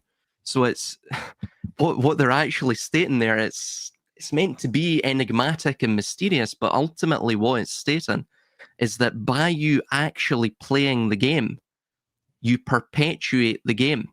So it's in essence, it's similar to what you were mentioning, Slick, which is that we have this perfect knowledge, but we only have the perfect knowledge within the confines of this what we deem as the paradise, right?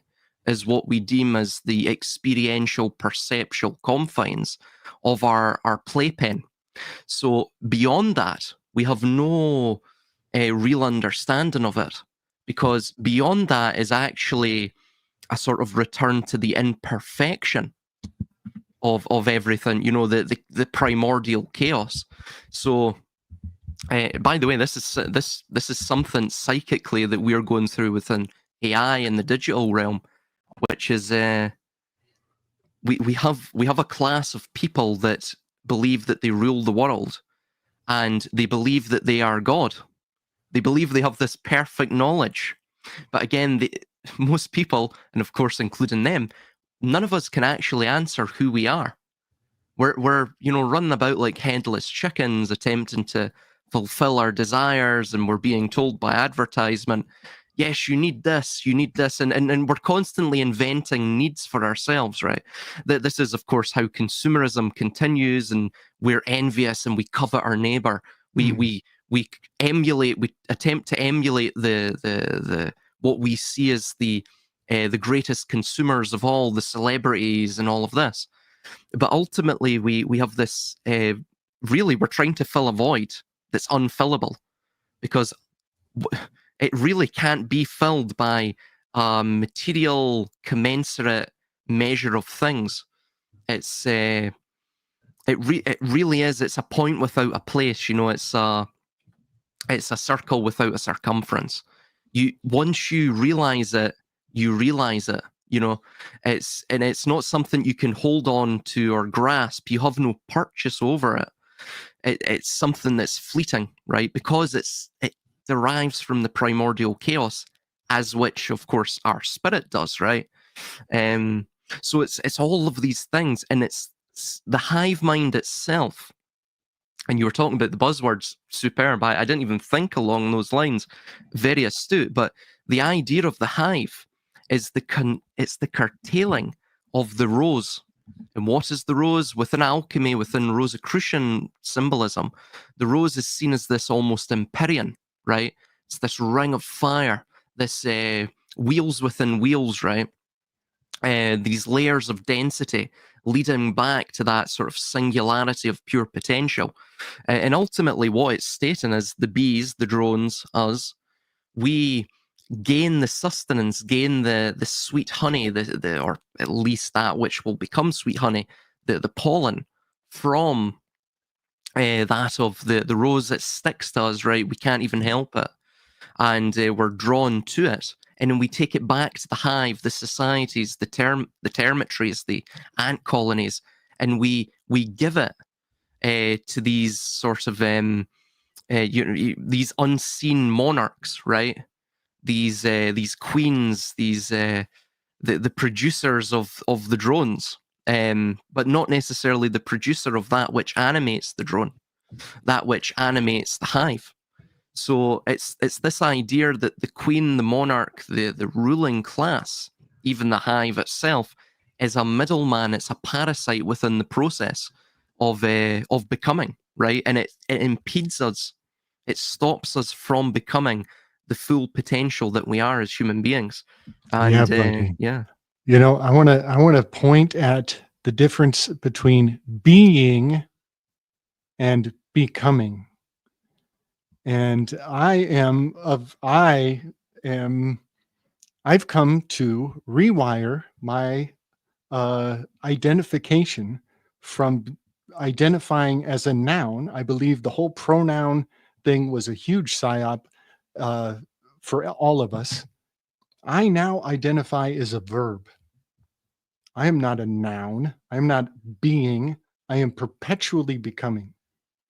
And so in that, I think there's there's a lot of mental adjustment to identify with your action and not identify with any object at all. And that's really a fun thought experiment that I'm still playing around with. But ever since I learned that the Greeks had future tense verbs in that the verb controlled every sentence. The verb was the most important thing.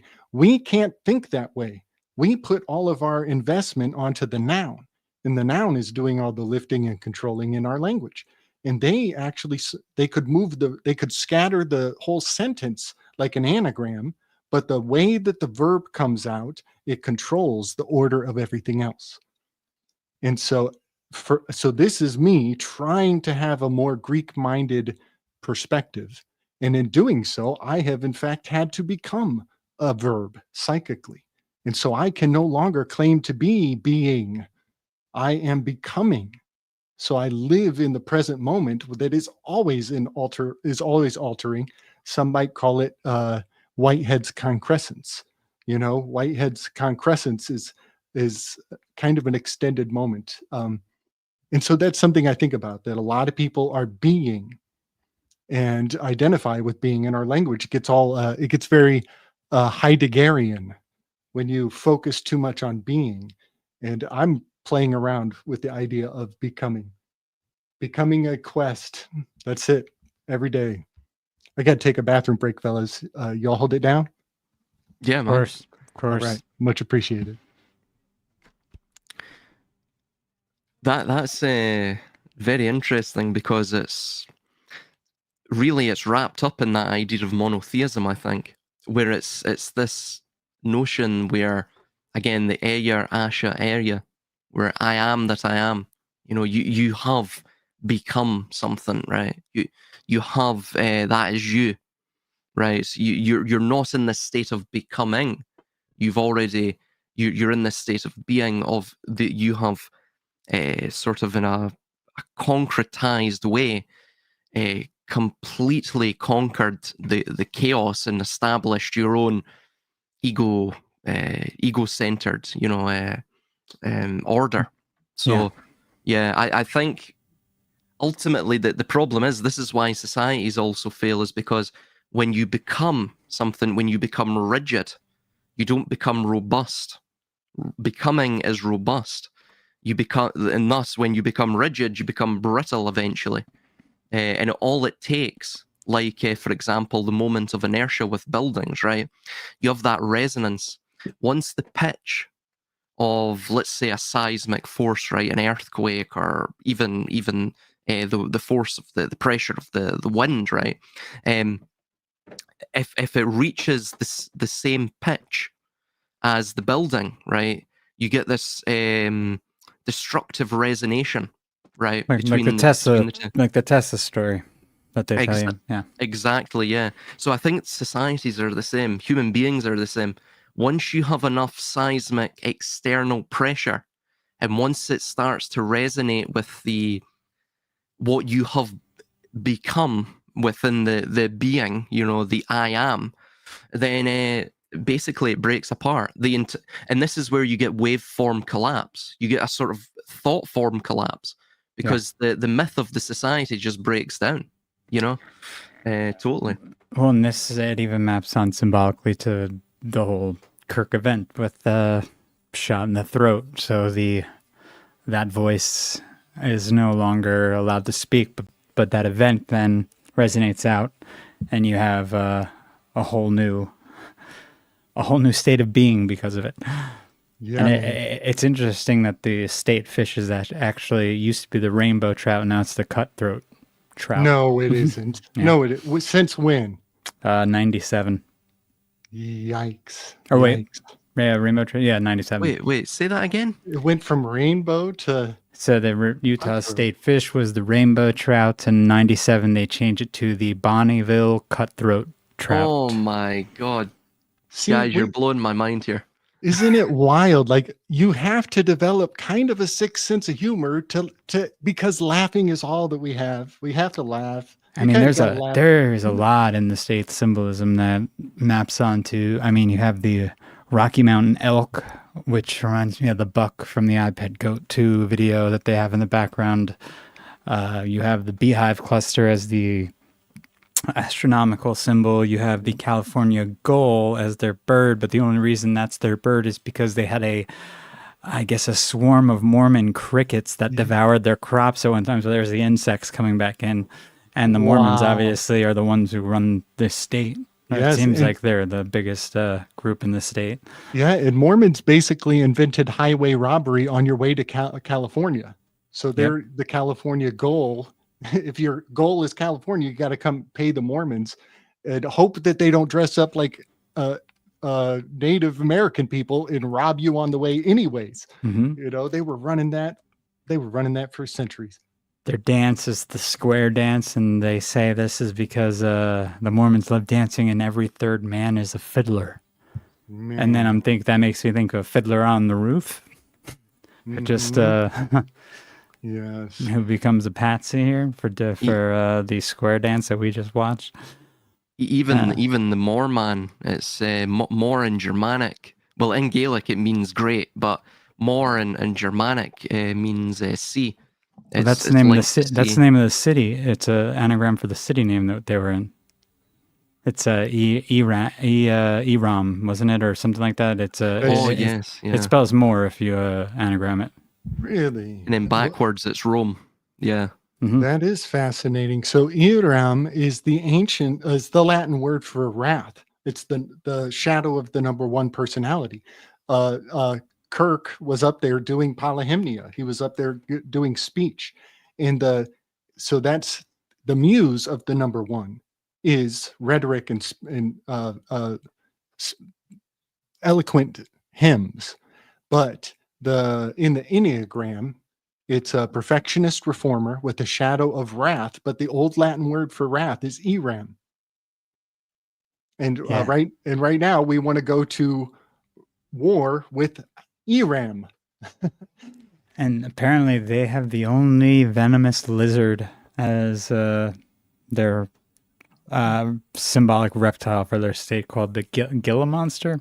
Oh yeah, of course, because that's the albino salamander that stung Joseph Smith 3 times on his hand, but not really. That's just a stopgap story. That's interesting. Yeah. So geez, they have their star is the Dubhe from the Big Dipper. So I have a friend who has started a new YouTube channel. I'm so excited for him. Here we go. And I'm going to try and share his channel in the chat if I can. The name of his channel is I Pythagoras of Samos. Silus, I think you're really going to love his work. He is tapped into Pythagoras in a very direct way. And he is in Utah. And he has he's got a lot of information already. He's only been at it for a couple of weeks, but in one of his videos, he takes the time. He has an entire list of the temples, the Mormon temples, that are built on the 111 lateral parallel. Oh wow! Right. And the 111 lateral parallel is also all of the Anasazi infiltration onto the Chacoans. And so the infiltration of the Anasazi onto the Chacoan people is the real story of the Mormons. And if you plug those if you plug those two things in, you're looking at Anasazi, the Mormons, Ashkenazi, the Mormons. What's going on? Yes. And I believe that the Celestine Prophecies is an occulted Mormon wet dream. It's the occulted Mormon New Atlantis story. I was just about to say Anunnaki, the Mormons, because then you have the Skinwalker Ranch, the Mormons, and you have all the UAP stuff connected to the Mormons. And if people did the Celestine Prophecies and you realize that they foresaw the internet and the exchange of information exceeding the value of the exchange of oil in the Celestine Prophecies, and if you have a clue what the Mormons are on about, you will see that we're looking at a reverse Francis Bacon's New Atlantis told from the west to the east. Yes. Yeah. You dig that? Yeah, well, even their state was called not Utah in the beginning. It was Deseret, was it not? So that even links with, interestingly, Egypt, because of course Set was the lord of the Desheret, the lord of the Red Land. So you've got all of these connections as well. And here's another thing as well with that. If you look at the Mormons, see themselves as almost kinsmen to the Jews, and if you look at Mormon eschatology, it's about as apocalyptic as Jewish mysticism, right? With Kabbalah, and it's this idea of accelerating the catastrophe, if you will, or the catastrophism of the apocalypse, to thus bring about, of course, the renewal or the bringing about of paradise, right? So even these things as well, very interesting. The Anastasia, I didn't even think of that with the Ashkenazi, but there you go, yeah. And that idea of paradise connects to that show Paradise, where the underground city after the kind of apocalyptic events in the show is in the Rocky Mountains. Oh yes, yeah. And it's called Paradise. And remember that the beehive is almost shaped like that mountain or mound, and you even see that reiterated within the symbolism of the Utah flag. Yeah, I mean, it really is. They don't miss a trick on anything that they do. Everything is heavily encoded. Of course, the facades, the superficial, the superficial script could be poorly constructed, right? It could look totally contrived to any thinking, rational thinking human being. But when you really start to boil down and get down to the nitty gritty of all the symbolism, all of these little links, all of it creates almost, it's a web, right? It creates a web. We're talking about insects as well. With the internet, the internet, they were being interred within the net of the World Wide Web. And of course, if you look at the Royal Arch degree, the famous Yabulon, this almost spider crab, right? Mm-hmm. And they want to turn us into the Beelzebub. Why? Because the Beelzebub is the animal of decay. It is the animal that's born, again, like the swine, from the mud, from the decay, from the swamp. And we bring from the swamp the nourishment of the waste, of the decay, that is in this sort of self-referential, negentropic, closed feedback loop within a swamp. And we bring it to the web. And if you look at how the web is actually constructed and how it functions, what they've found is that the web of a spider will actually, it sort of reaches out. It bends the electromagnetic field, or it disrupts the electromagnetic field of the Earth, right, in that localized spot. And firstly, it draws the fly to the web through the sweet allure of it, usually. And then, of course, it draws the fly to the web on another level, electromagnetically, right? So again, you're guessing that this is a huge metaphor, especially if you look at cosmology in a sort of Gnostic viewpoint, I guess you would call it. But so they are the spider on the web. They create all of these intersecting threads to really to control us, to trap us, ultimately. So and even, for example, you could see if the internet, look what it has done to the psychology en masse of people. It's literally universalized MK Ultra, trauma-based mind control, not just across certain societies, but across the world. So we're now all in this extremely amenable, or meaning susceptible state, emotionally, psychologically, psychically, but we're also in this sort of malaise as well. It's weird. We're in this limbo, this uncanny state where, I don't know about you guys, but I draw my mind back to before the time, of the internet, right? And unlike Americans, the British were sort of maybe early 2000s in developing or in subscribing and adopting the internet. I was even later than that. I was the early 2010s, so I was well into my adolescent years. And I've actually started to forget those times. It's weird. It's weird that the effect that the internet has had on just my psyche alone. And I'm actually conscious of it. I think about it constantly. You know, we're in this weird psychic transitionary state. It's almost like a psychic funnel effect. That's what's occurred.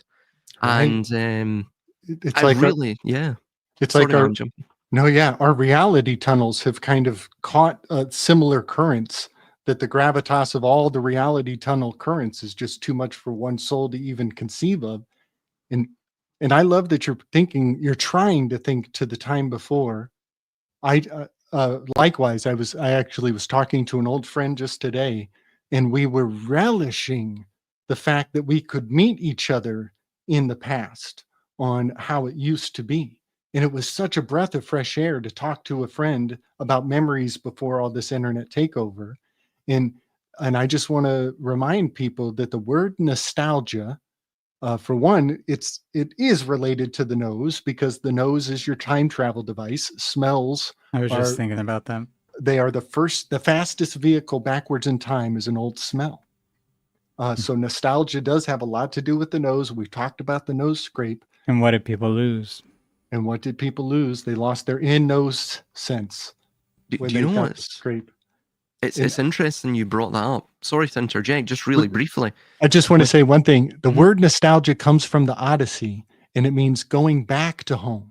And I think the zygote, claiming the zygote, is a real going back to home, as opposed to the port of entry. But go ahead. It's interesting you mentioned the nose and smell, and I was reading somewhere. I think actually it was in the book of Symbolism or something, and it's a sort of dictionary of symbolism. I think it's from the 70s or so. But it's a really interesting book, and in it, it mentions about smells, and it mentions about fragrances and incense. And it mentions in the section for that all of the mystery religions, I guess you would call it primitive MK Ultra or compartmentalized, based mind control, right? Trauma based mind control, but it's mind control based around the compartmentalization of the psyche into various personas. And it mentioned that these personas could be triggered or induced vis-a-vis smell. And in fact, they were. That's what occurred during a lot of mystery rites, especially, the Eleusinian mysteries and things such as that. There was a visual component to it, of course, right? There was even a atmospheric or ambient component. They were brought down into the subterranean realms. You see this, of course, with Sintra, the initiation well there as well. But the smells were a great sort of they enwrapped the initiate in a certain psychic waveform, if you will, and they brought them into another again. They brought them back into certain states, or they brought them into a certain persona. And funnily as well, with the nostalgia, you have the second part of that word, algos, which is pain. So it's a return to pain, and we have algorithm, right?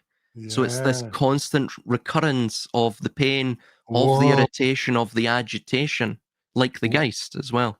Wow. Rhythm in reverse is mother. The pain of mother, the algo rhythm. Ah, yes. Rhythm in reverse is mother. Yep. And that's one of the Hermetic principles too. Wow, that's pretty cool. Mother pain, algorithm, mother pain. That's the word Polyphemus uses when his eye gets stabbed. The word he describes the pain with is a birthing pain when he gets stabbed in his eye. Just a random association to that. That's cool. You know what I was seeing recently from some of the younger kids who are posting on YouTube and stuff? There have been a few different posts about people saying some people have the ability to smell before it rains. I'm like, yeah, I thought everyone Yeah. had that ability. Apparently, like the younger Gen Z or whatever Gen is it Gen Z? Yeah, Gen Z and Gen X, whatever the hell is Yeah. younger. If They've lost we're me. millennials, yeah, because Z comes after, right?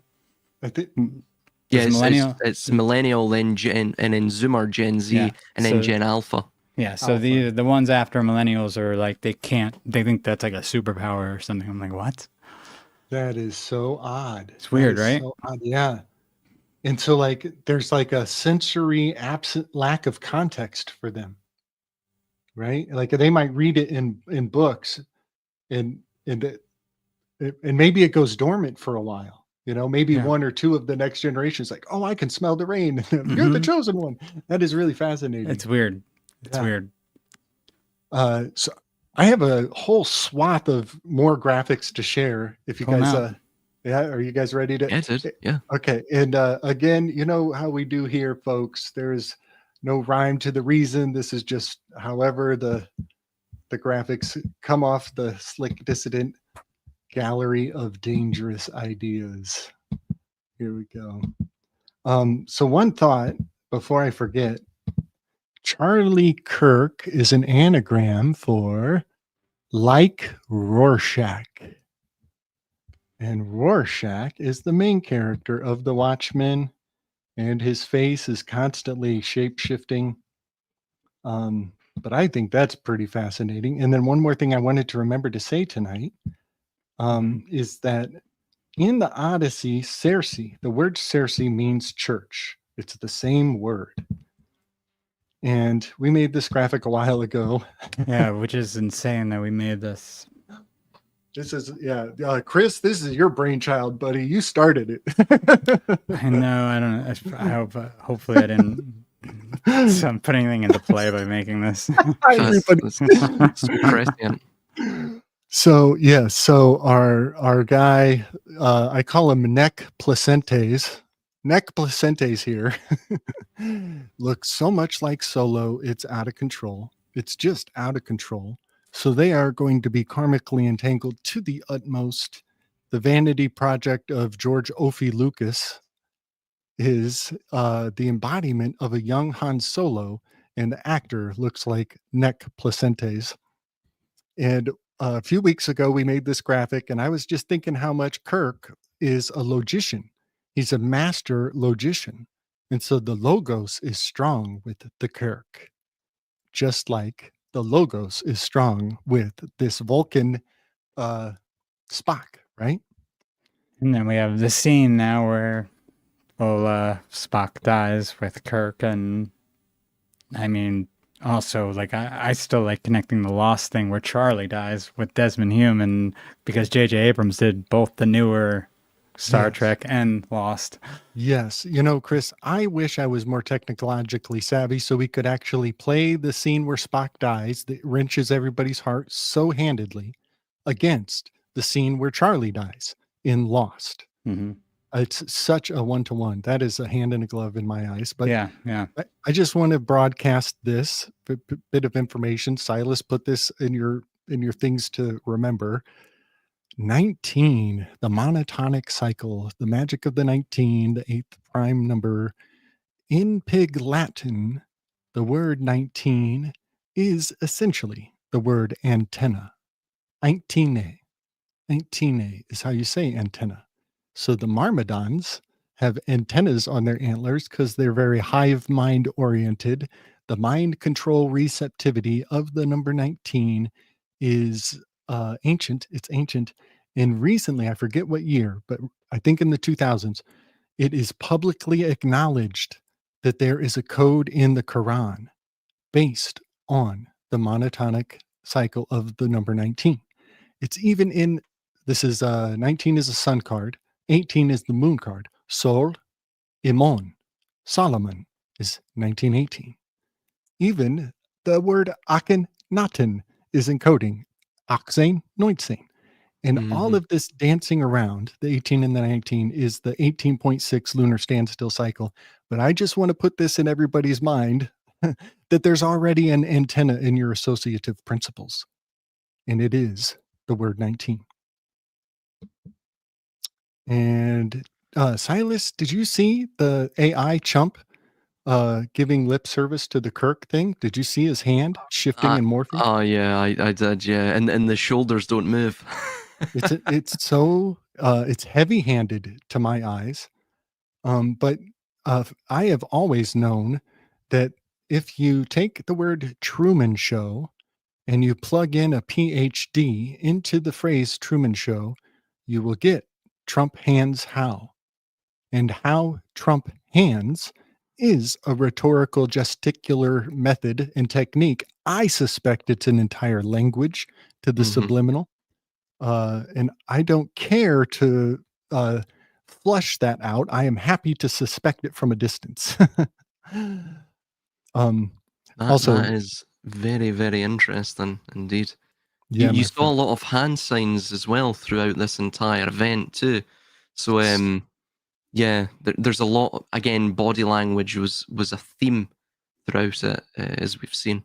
Completely. We are communicating in the larger portion of our sensory capabilities. In communication, it's up to 70, maybe more percent is body language. 2015 is tonality, and it's only 5 to 10 is really the letter of the law that you're speaking literally.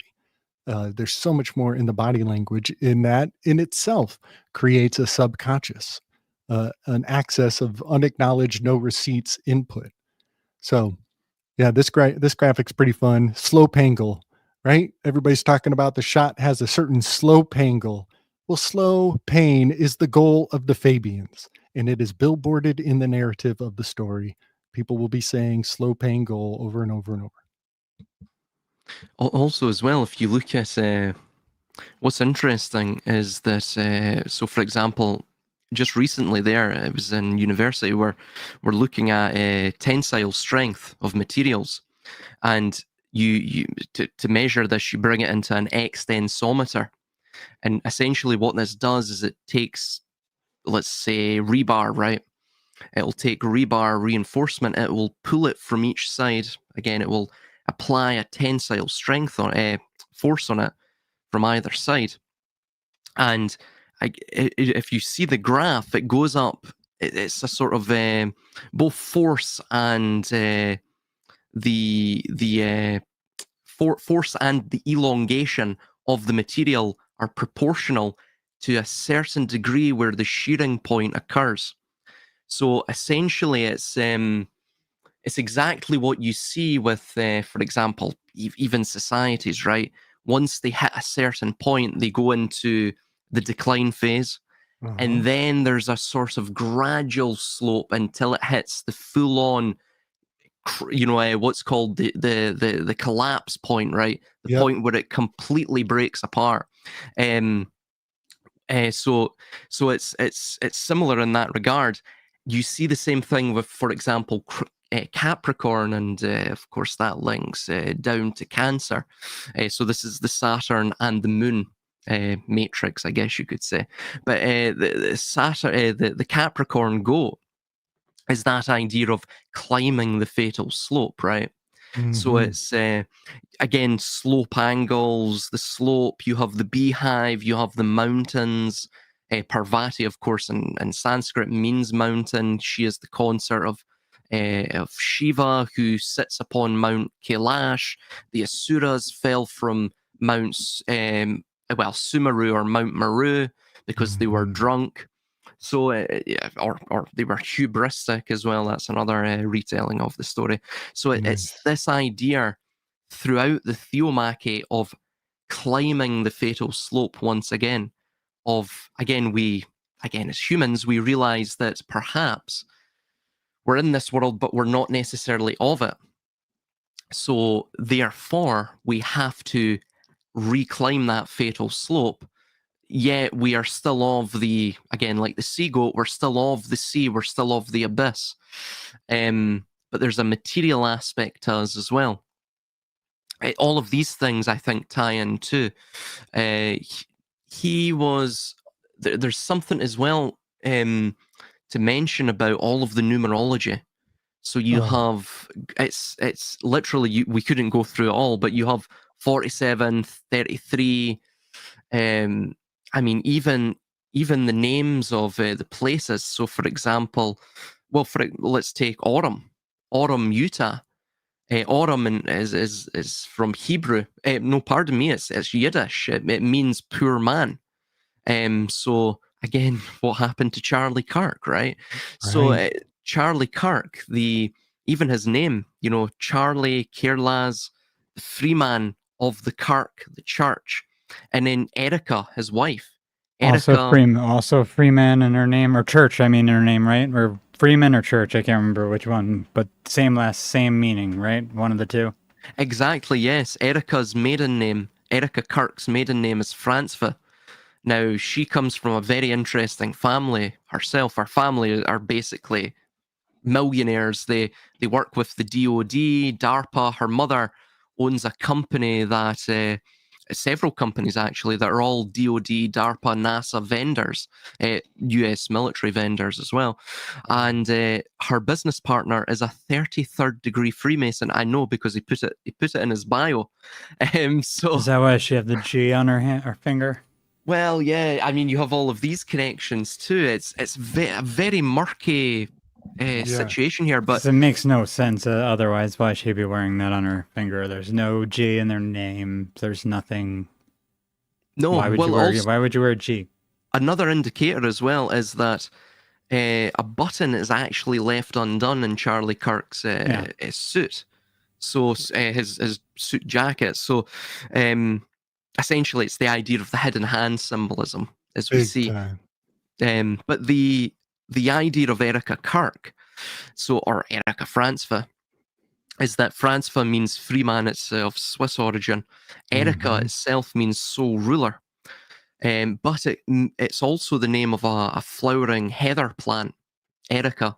So again, you have two meanings. You have the sole ruler of the free man, or of Charlie, right? Or you have the plant of Charlie, perhaps the handler, right? So you have all of these little things. I mean, there's a multiplicity more with this event. It's just very, very, very peculiar. Yes, it's all of these connections. Yeah, it is so drenched in symbolism that it's. I have said on the last show when I was hanging with Ronan and Moonfeather, I was like, I just want people to know that I acknowledge the tragedy of the humanity of it, but I'm speaking to the symbols more so. And because I'm speaking to the symbols, I need clarity of vision, which means I am not going to be emotional when I talk about the symbolism. The emotions have, because the emotions might charge the symbols if I bring them into the conversation, right? I'm talking about the symbols with a level keel. I'm not bringing emotion to charge those symbols. And I think that's kind of important. I think I am only partially joking that my favorite thing about the Christian pathos is how much it acknowledges all magics. I love Christians for acknowledging all the magic, but they have to be careful because they also somehow become the amplifiers of the magic in that reflex, And so when I talk about the symbols, I try not to emote on them because that's how they're designed to activate to the emoting. So that's something disclaimer that I do when I speak to the symbols of the rituals. And then, so this graphic here, are you guys with me? I can't see you guys right now. Yeah. Okay. Good. All right. Nice. So this graphic here is kind of building on, the Spaceballs 2 is on the horizon. And then Chris, you and I, our last live stream, we talked about the Boogaloo Boys and how they're kind of a bunch of rowdies who want to provoke a new revolutionary war, a new civil war. It's kind of their subtext agenda. But I just wanted to point out post-production epiphany. They spell it Boogaloo, B-O-I-S. Well, that's the Bureau of International Settlements. That's the B-O-I-S. And then also, because I believe that the Boogaloo Boys, they are obsessed with secondary derivatives or lesser rehashes of cultural phenomenon. So Spaceballs is a quintessential Boogaloo Boy jam because it's a diminutive rehash, a secondary, a wannabe that comes along and rides on the coattails of a successful franchise. So that's the Boogaloo Boys jam, and their symbol is an igloo, which is the Darth helmet. So in our last show, I was talking about the Donme, are the conversos. And it is fascinating to me that the dog man of, what's his name? Mog from Spaceballs. Oh, yeah. In his opening scene, he's wearing Converse shoes. And also the shooter, the alleged whatever, the rumor, Mr. Rumor guy, he's walking around in Converse shoes. And so I'm fascinated by the Sabbatean phenomenon and what those conversos meant then. And I'm also interested in what a converso means in the Knights Crusades when they find somebody who claims to be Switzerland and they're like, no, you got to put your you have to commit to this god war, this war of the gods. And so, yeah, I think that when you get pulled over on the side of the road and the cops make sure your papers are in order, you're going through a modern day converso of sorts. But sure enough, when everybody worships Chump and then he lets them all down, well, their smashed hopes dashed onto the rocks makes them vulnerable to becoming a converso.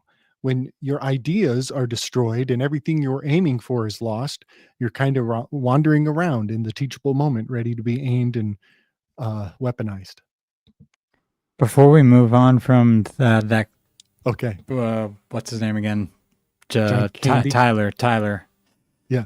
Because I every time I think of his name now, I think of the AI Tyler that was running around in the anonymous groups before the whole COVID thing online. Fight Club style, yeah. Yeah.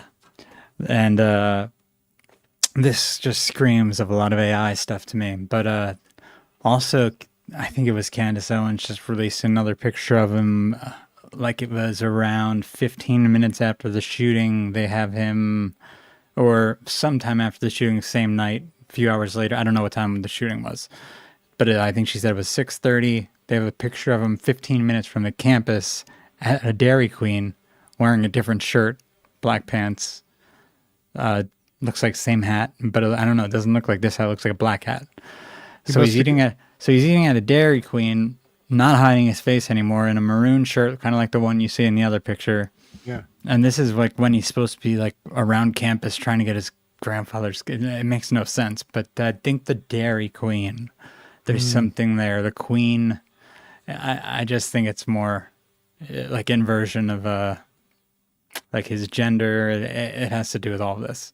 Yeah. But it also really messes up their timeline, because if he has a Charger that he's driving back and forth to campus, like they're claiming in the text, then there's going to be video of this everywhere. If we live in a surveillance state like they claim.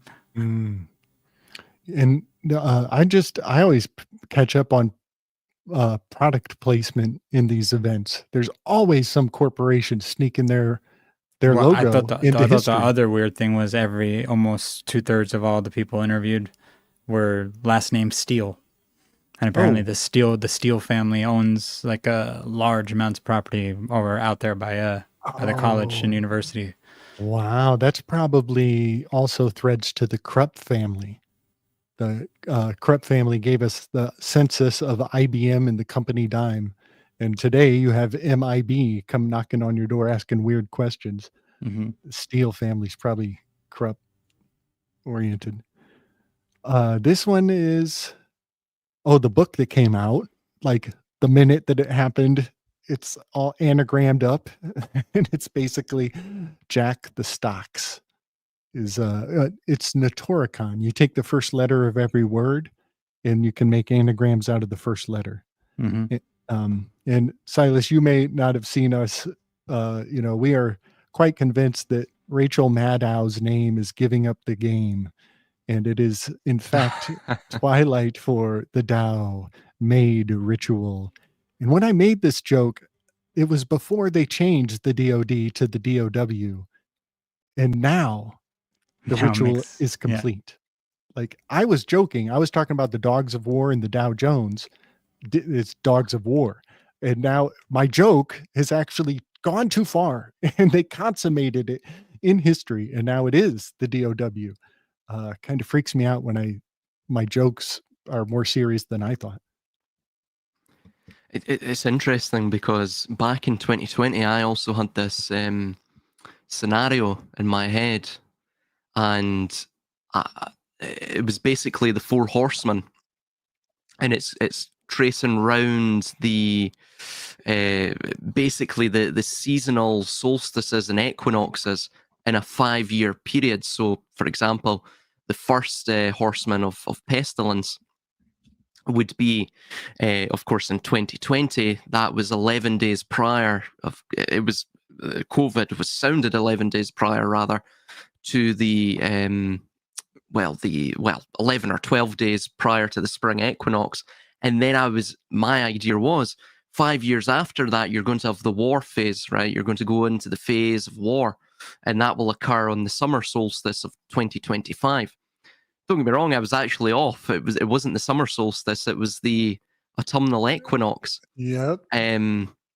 So, I mean, the things like that, it's almost, I think we pick up on these energetic threads through what if you're in tune with it, Right. like yourself. Yeah, it's the glass bead game can be very alarming. So often Chris and I are like, do you remember we said this last week? Yep. Yeah, I was there. I witness you. I see you, bro. It's it's fun, but it's also creepy. And so this is a graphic that I've been picking up on, that rooftop gunmen as a theme, right? In all these trauma events all the way back, not limited to Abraham Lincoln, when Okay. Wilkes Booth jumps out of the booth. The babushka of these concepts are really fascinating. So a rooftop gunman is an anagram for a great many things. This is really fascinating to me.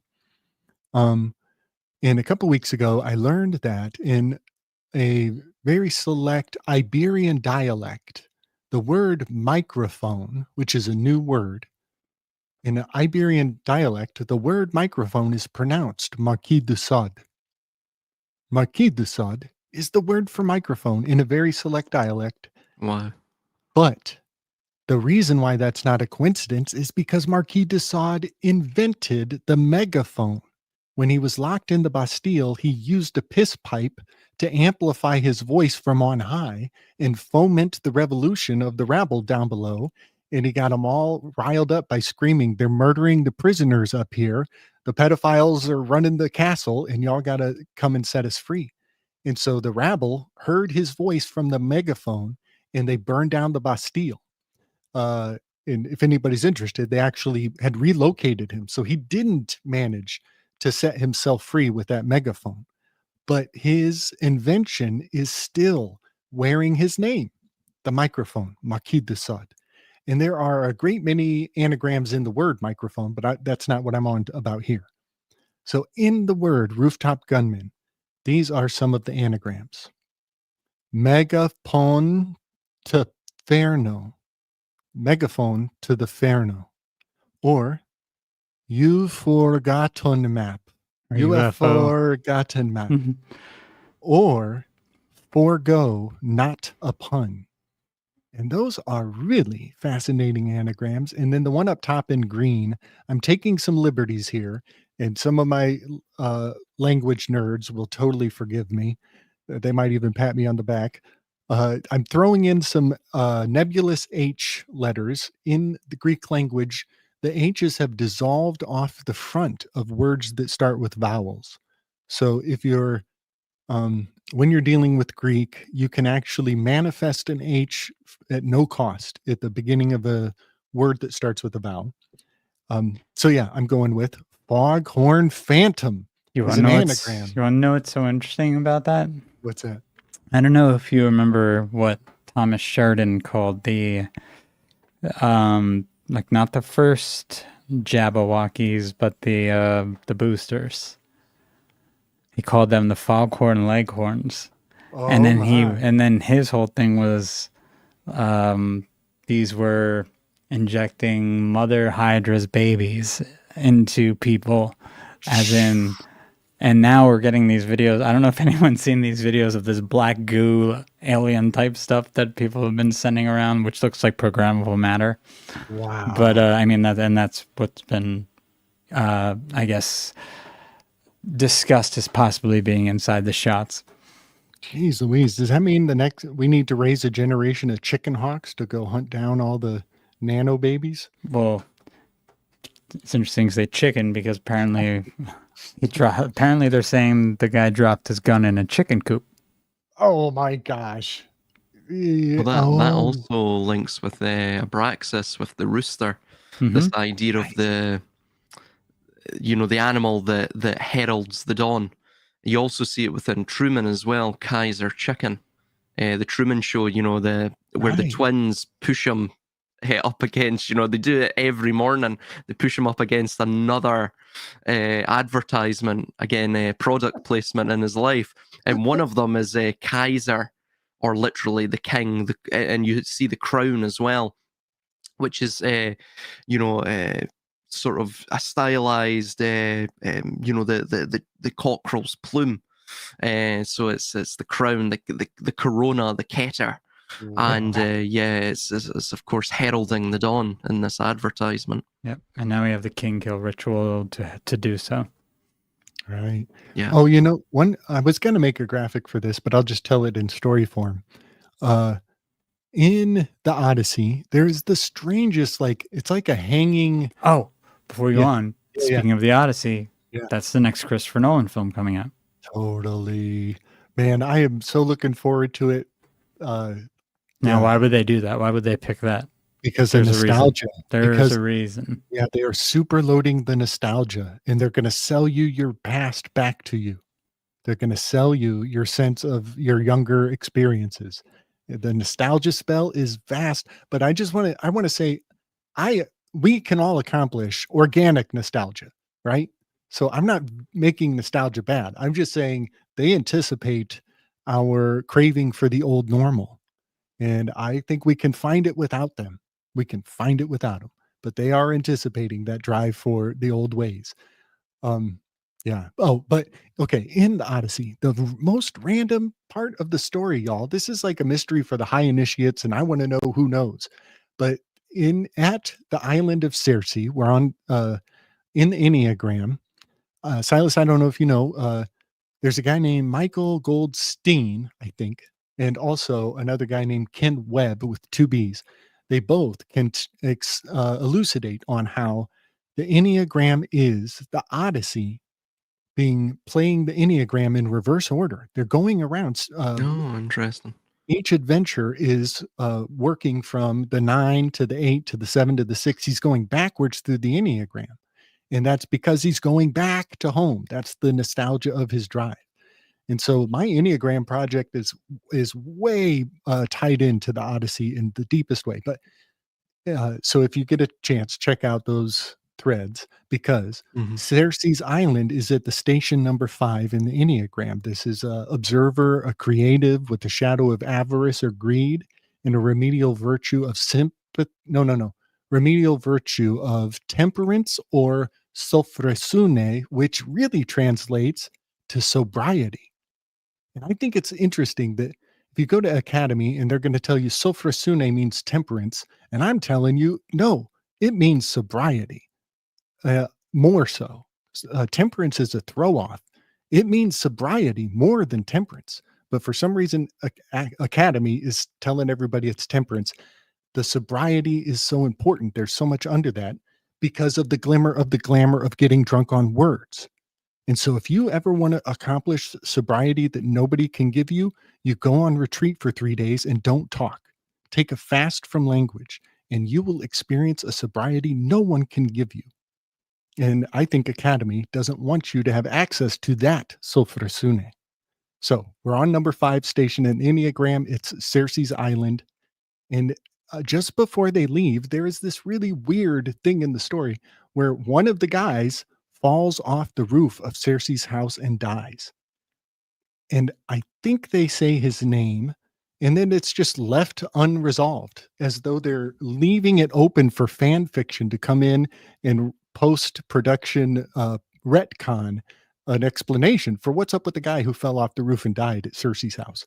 I don't know, and I want to someday. I do want to know. And in a grander macrocosmic sense, that's sort of what religion is it not? In a way, you know, sort of fan fiction of. That's exactly right. Yeah. Dude, we might be pointing at the mystery and not even realizing it. Like that could be the origin of Cathera, the island of Cathera, where the Catholic Church gets their namesake. It might be bound up there. Mm. But this is okay. This was Chris. I'm blaming you, bro. You started this. This idea that nec placentes is solo. It's a really interesting idea, and I'm looking over at Kirk representing Spock and being a master logician, and even cold, calloused, calculating, unwavering in his emotion. And I'm thinking, well, we know another particular autistic super celebrity who's a accomplished logician and a big nerd for all of the things Star Wars and Enterprise. Machiavelli's master magnum opus was called Mi Impresa, and that is Italian for my enterprise. So yeah, I'm looking at this kid. What's his name? Sheldon? Yeah. Sheldon Cooper. That's it. So everybody should go watch the grand finale where Sheldon Cooper is at Oslo, Norway, receiving the Nobel Peace Prize at Oslo, Norway, where Edmund Munch painted the Scream, the Shrek, one of the most famous nihilistic paintings ever. It took place in Oslo, Norway. But go watch the culmination of this series, and watch your heart open up for this robot automaton Sheldon autistic kid. It's very fascinating. Which is what they want. They want that very much to happen. They want us to accept that sort of behavior that Sheldon encapsulates throughout that series. Right. Yes. Also, I didn't know until I think yesterday I heard Kurt Metz, how do you say the last name? The comedian, talk about how apparently Fuentes is a virgin, so he calls him an incel. And I didn't know that. I figured it would be coming up today, but I didn't know that before I made the Han Solo connection, which Han Solo obviously isn't one, but Han Solo has it embedded in the name. It is in the name, totally. And also, remember that in Spanish, the word for embarrassing is vergonzosa. Vergonzosa. And so the word virgin is embedded in the word virgin. Yes.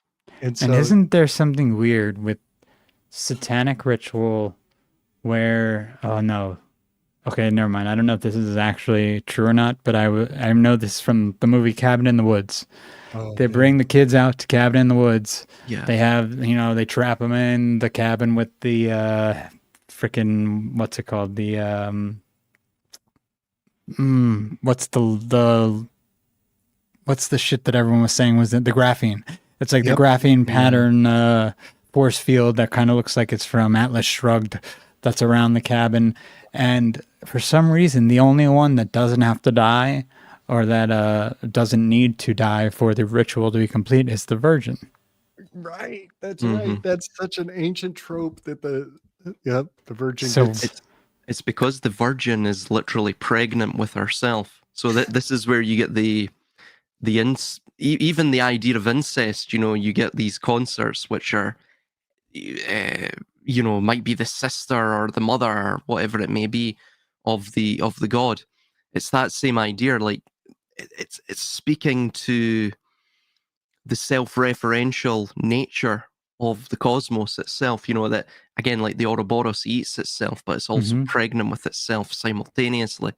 So it's Yeah, and Thor was in that movie too, which is funny. Oh yeah, Oh, yeah, I that's remember right. that. Hemsworth. That's Yeah. right. He tries to Uh, break through with the motorbike, and Yeah, he just falls to his dies. death. Just Yeah.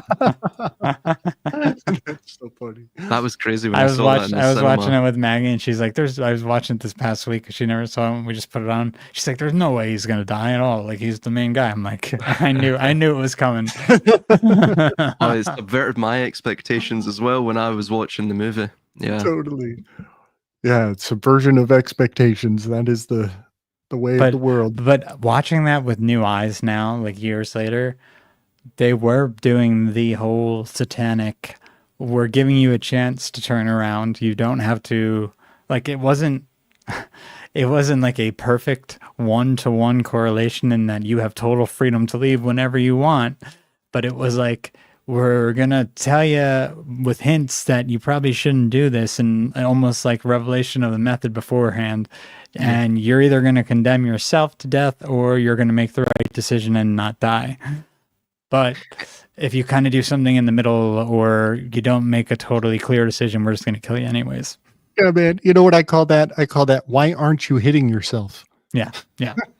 Exactly. But that's exactly how it's actually done. That's how they do it. That's how they do it, man. I love formulating that. Like, that's why when people stick up for them and say, oh, they're the most, like, I mean, James True does this sometimes, and I like James True a lot, but he'll be like, they're the most moral, that's the most moral cult I've ever heard. They give you a heads up before they even do anything. They say, but realistically, they give you a heads up, and then they still, even if you try to opt out, they still try to ruin your life anyways. Yeah, man. You know, I think one of the biggest divides between me and James is that he is okay with the only law being that fraud is the only sin. And I'm not okay with that. I'm not okay. I'm insulted by it. And I have the wherewithal to take a stand against fraud being the only sin, because that means that they have to tell you. See, Right? yeah, But they didn't tell you in that phrase. Exactly. I mean, it has to go everything. back to moral law or universal law or whatever you want to call it. Like, we all know what this is, Right? especially when it comes down to what the mystery traditions consider this universal moral spiritual law. Right. And that means you cannot harm another living soul unless it's in self-defense. Yeah. And I wish we taught the kids more about apophatic reasoning before when they get to the noble lie, so they can see how much is hanging out in the negative space. You know, it's about what they don't say. Everybody should go read the prime directive of Star Trek and read it with apophatic reason. Listen to what is not said, and everything that they specifically do not say, write it down, because it's right there in the negative. The things they say that they don't say, just write it down, because it's actually, when it looks like a list of things you cannot do, it's actually revealing a bunch of things you should do. It becomes a list of oughts, and that's a moral code. It's so deep. It's so profound. So, And we're about to be thrust into a Star Trek sort of Space Force, I think, op now because of this Kirk thing. you're so right. And the Order of Nine Angles on their logo is basically the Star Trek Enterprise vector symbol. Yep. And our incoming object has the Their Constitution. 3-eye Atlas. Yep. But now they're saying this is another one. I don't know if you saw that. Oh yeah, there's a ton of them. It's the Galactic Council is coming to check our moral compass from all directions. That's probably how we could have figured out who was going to take Kirk's place, as in who took his place in the movies, and then make a 1-to-1. That's still there. We could still suss that out. Yeah, because it would have to be the older ones, because Pine, I think, was Pine was Kirk, right? Chris Pine. Mm-hmm. Yeah, so it'd have to be the older ones then. Right. Yeah, I'm not a Trekkie nerd, but I don't know much about. I don't know who the hell. But it is all there, whether I like it or not. Okay, and this was this graphic is the 9 types, the 9 personality types, but it's really honing into their weak spots, their insecurities. This has the insecurities of the personality types, and if I'm going to read it, I'm just going to read it. And I think it's fascinating how revealing it is to see the personality types insecurities, because that really obviates who on the world stage is fulfilling this hermetically sealed system of habits and biological imperatives. And so type number 8 is betrayed strength. They are loyal and protective.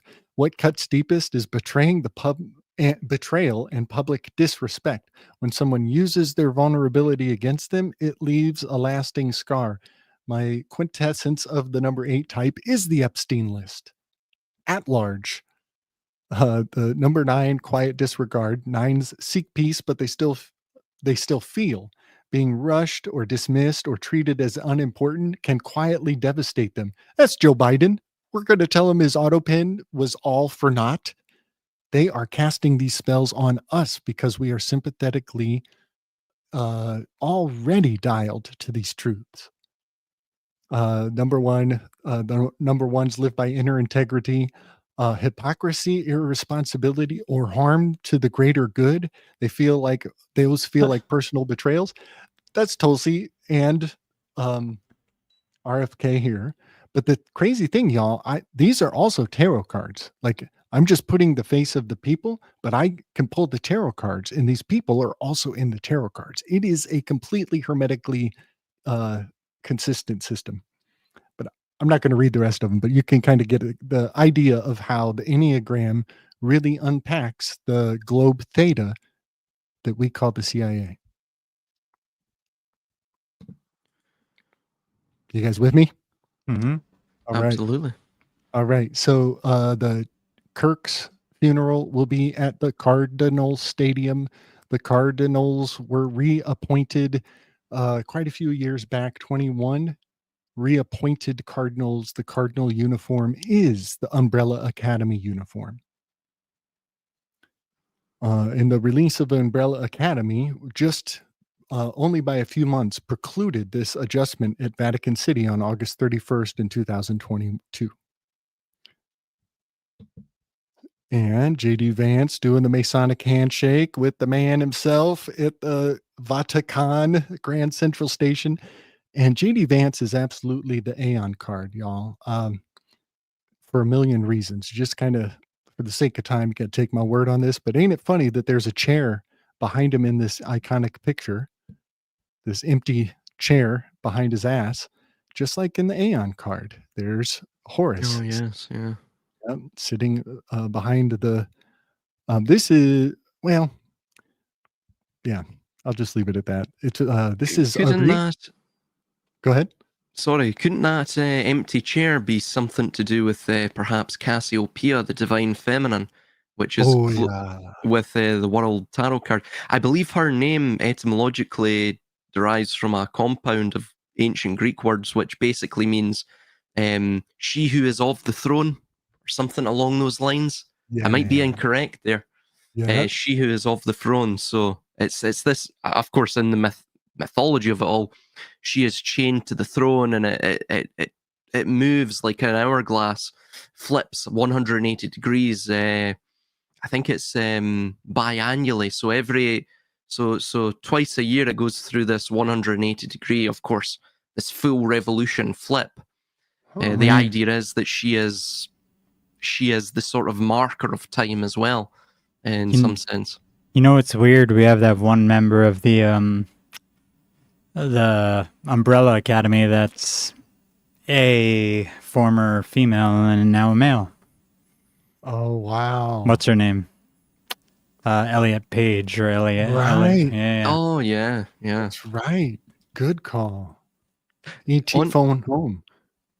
On the cardinal idea as well, the cardinal directions of the zodiac, I believe, are the 4 royal stars of Persia. So they also factor in, well, they're the 4 faces of God from Ezekiel's vision too. So this factors into the world ages, and this idea that, again, like the retrograde procession through that of the zodiac, we're going back to return home, perhaps as well. Right, buddy. Yeah, man. I sometimes I think of the procession as like a hidden tax. It's like just like money. When you think you're acquiring and acquiring and acquiring, you're not keeping account for this little leak at the bottom of your purse. And sometimes the procession harmonizes to that formula in my mind. And did you guys hear about our guy Butch Cassidy? I think it was yesterday passed away. Oh, Man. really? The Oh, no. Yeah, the actor. What's his Yeah. name? But the Sundance Film Festival head honcho. What's his name? I'm having a brain fart here. Sundance Kid. Robert Redford. That's it. Thank you kindly. Thank you kindly. Yes, Robert Redford passed away yesterday. Give thanks and praise. Much love and respect. The Sundance Film Festival is going through a migration, much like Rome writing the Gospels to relocate the idol from Barcelona to Jerusalem. The Sundance Film Festival is having a migration, and they're going to relocate the hub of that spirit to Boulder, Colorado. And that is on the horizon, and it is so fascinating. He passed away at the age of 89. But do you guys remember the very end of this film? Is it as iconic in your memory? This last scene of Butch Cassidy and the Sundance Kid? Yeah. They go out in a blaze of glory, right? Yeah, it's quite a pop cultural moment, isn't it? Yeah. It's very famous.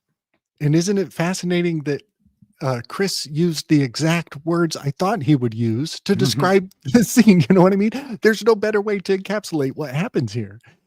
And then of course we have Young Guns writes the song, going down in a blaze of glory, right? And I just want to point at the Young, right? Carl Jung, collectivism. We're all in this web together. But yeah, this is our graphic from today because I think the new cowboys in the wild, wild west of the info. Oh, and then we had Young Guns. We had one of them on the Joe Rogan show when this all went down. No way. No, they Charlie Sheen. No, they didn't. Yep. No, they didn't. He was live when the Kirk thing went down. It's not fair. The weaves just keep on weaving, y'all. I didn't know that. Wow. Okay. Well, yeah, that is really something. But I want to explain again with the slope angle of the Fabians and the slope angle to one's religio self-loathing economy down the river Styx. I'm putting quotes around the word one's because this is the noble lie of collectivism. This is the royal noble lie. This is the royal we. And I think it is put on offer every day 100 times in your ears to think that the word we involves you. And that might be your mistake. And every once in a while, it might really behoove you to disassociate from the royal we, because the royal we is the noble lie. And be careful with that technology. Be careful with that technology. You pull the noble lie out from under reality, and you will not be saying we, I guarantee. And then this is crazy. Did you guys see the love letter from Trump that is some crazy perverse child sketch? Yeah. Without any arms, it's very peculiar. Very peculiar indeed. I highly recommend everybody check out Pygmalion. Pygmalion is the myth of an artist who falls in love with his masterpiece. I think this is the origin of the word masterpiece, and the reason it sounds so much like master bait. So check out Pygmalion. He suffers from den Kromverlust, the loss of thinking space. He has conflated subject for object. He believes the fiction that he has created, much like we do with our ID. The ID is idolatry, And it is an opportunity to conflate the subject for the object, much like you do with the word we and the noble lie of associating with some collective nebulous obligation that is a social contract that doesn't really exist. Same thing goes for identifying with your ID. Are you the subject? Are you the object? Do you belong to your country or does your country belong to you? Because ownership is a power dynamic, right? And it's a lot to think about, but that's me going off. And also this the statue, right? There was a sex bot. This is all AI TikTok bullshit, but there's a sex bot um, convention, and these dudes are running around copping feels on these sexy ladies, and they look just like the sculptor, the shape of the, what is it called, the Muse of Dave? No, Venus de Milo. It's Venus de Milo. She's the statue with Oh, no yes, arms. yes. Yes, it's Venus de Milo. And so the Pygmalion myth, the Venus de Milo, I think it's all it's consistent because it's Greek. I think that's kind of fascinating. It is very Greek in its consistency. And then this is an old graphic Chris and I have talked about before, how the descriptions of the first UFO sightings are all artifacts off of the Moon card and the Hermit card.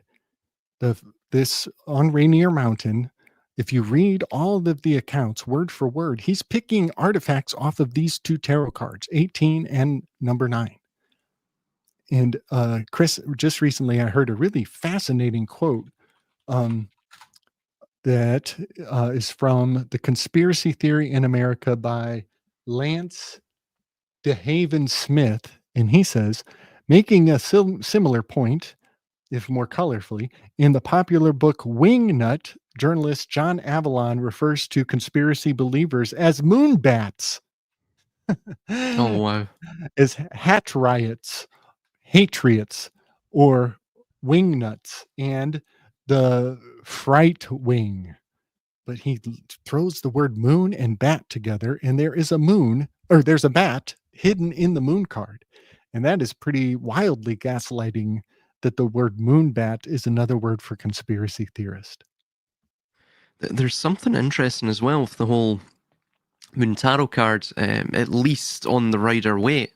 So, of course, you see on the Rider Waite, you see this, essentially the Winter Triangle. You see Procyon to the left, and then you see, of course, the white wolf, which the wolf is also a symbol of antimony, I believe, if I recall correctly. I think it is antimony. So it's that idea of destruction and renewal to sort of purify.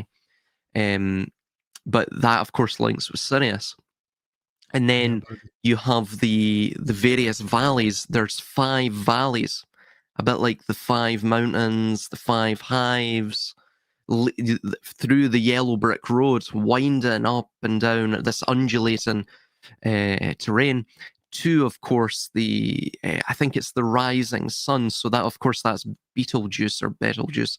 It is the from the Arabic root, it's the arm of Orion or the hand of Orion.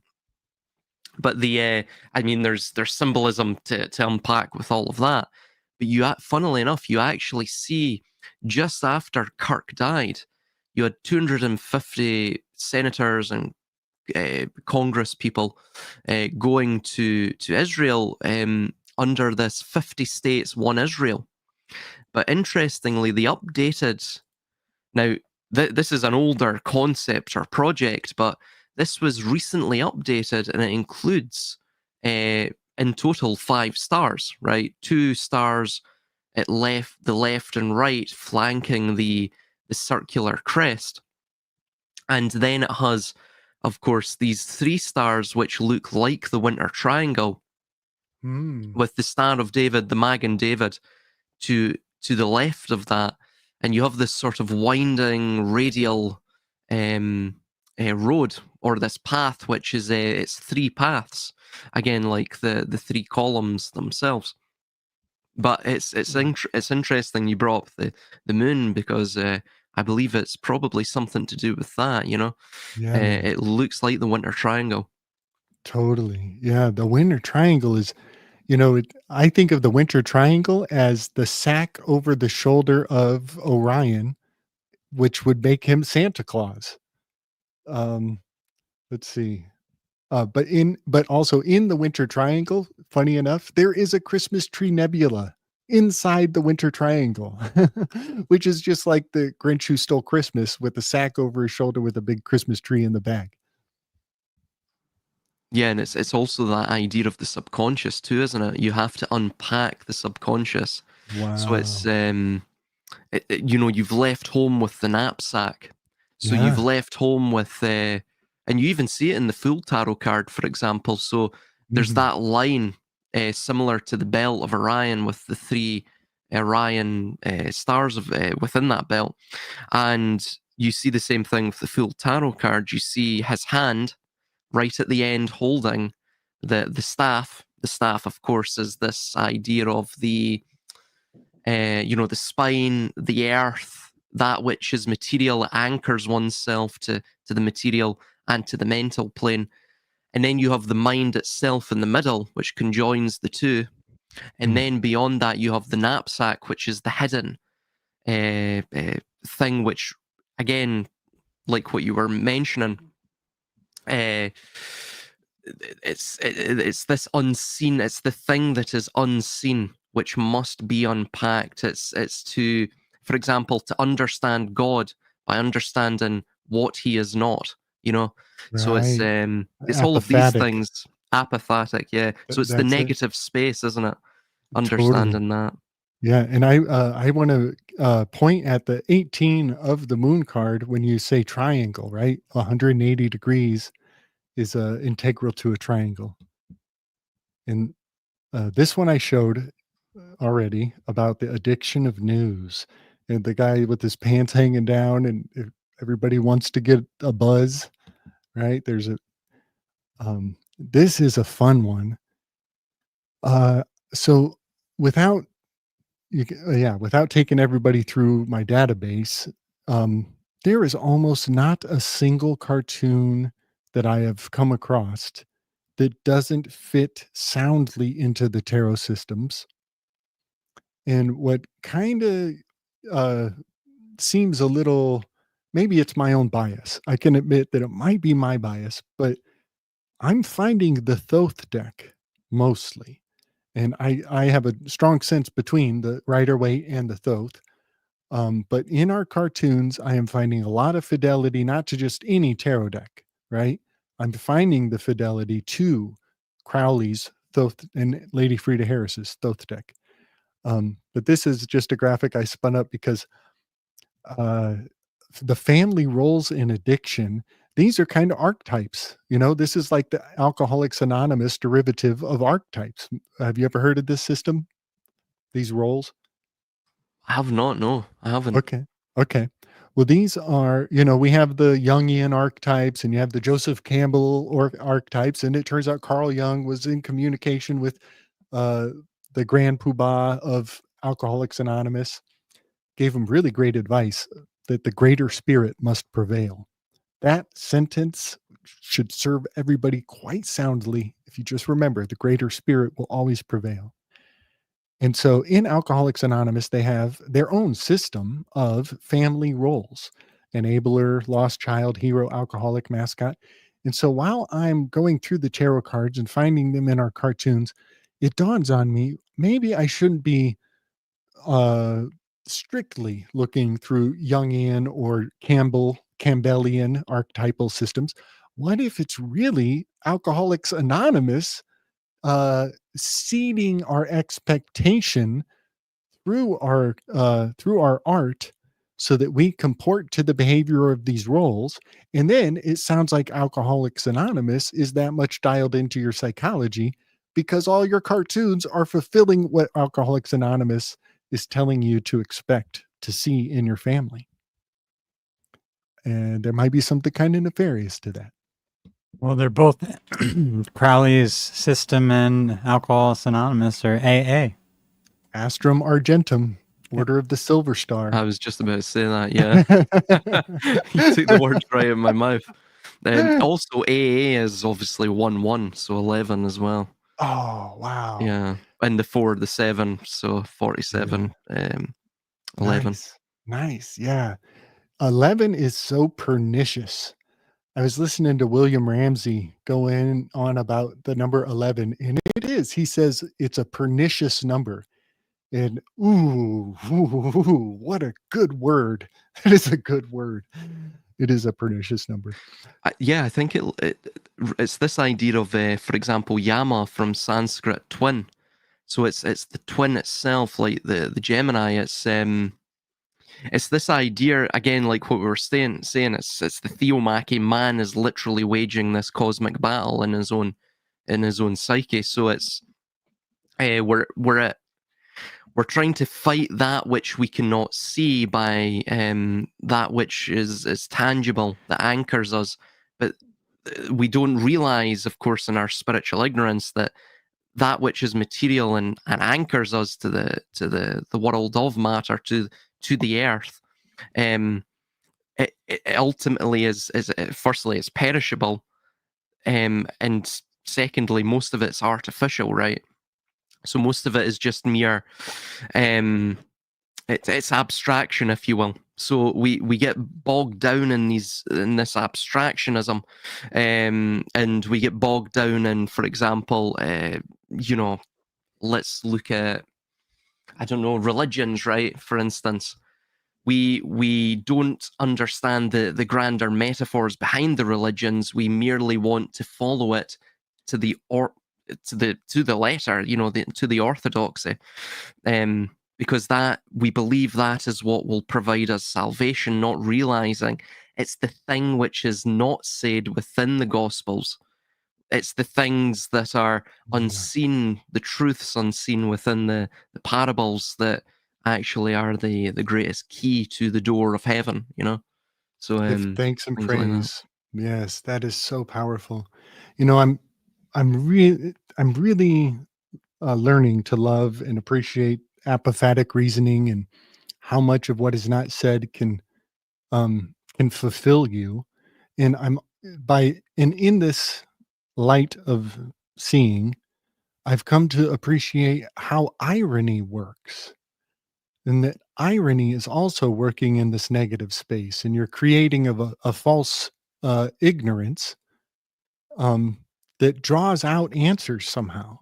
And when I was a kid, irony just seemed, let me say it this way. First, I had to understand, what is sarcasm? And I had to break my innocence just a little to realize sarcasm is in the world and I'm going to deal with it all the time. And so I think we all lose a little innocence when we grasp sarcasm. Well, now I'm older and I'm like, wait a second. Irony is kind of like sarcasm. And to embrace irony, I have to cough up more innocence. And so, all right, okay, I'm gonna see irony for what it is, and then I'm like, wait a second, irony has extended grades of military weaponization.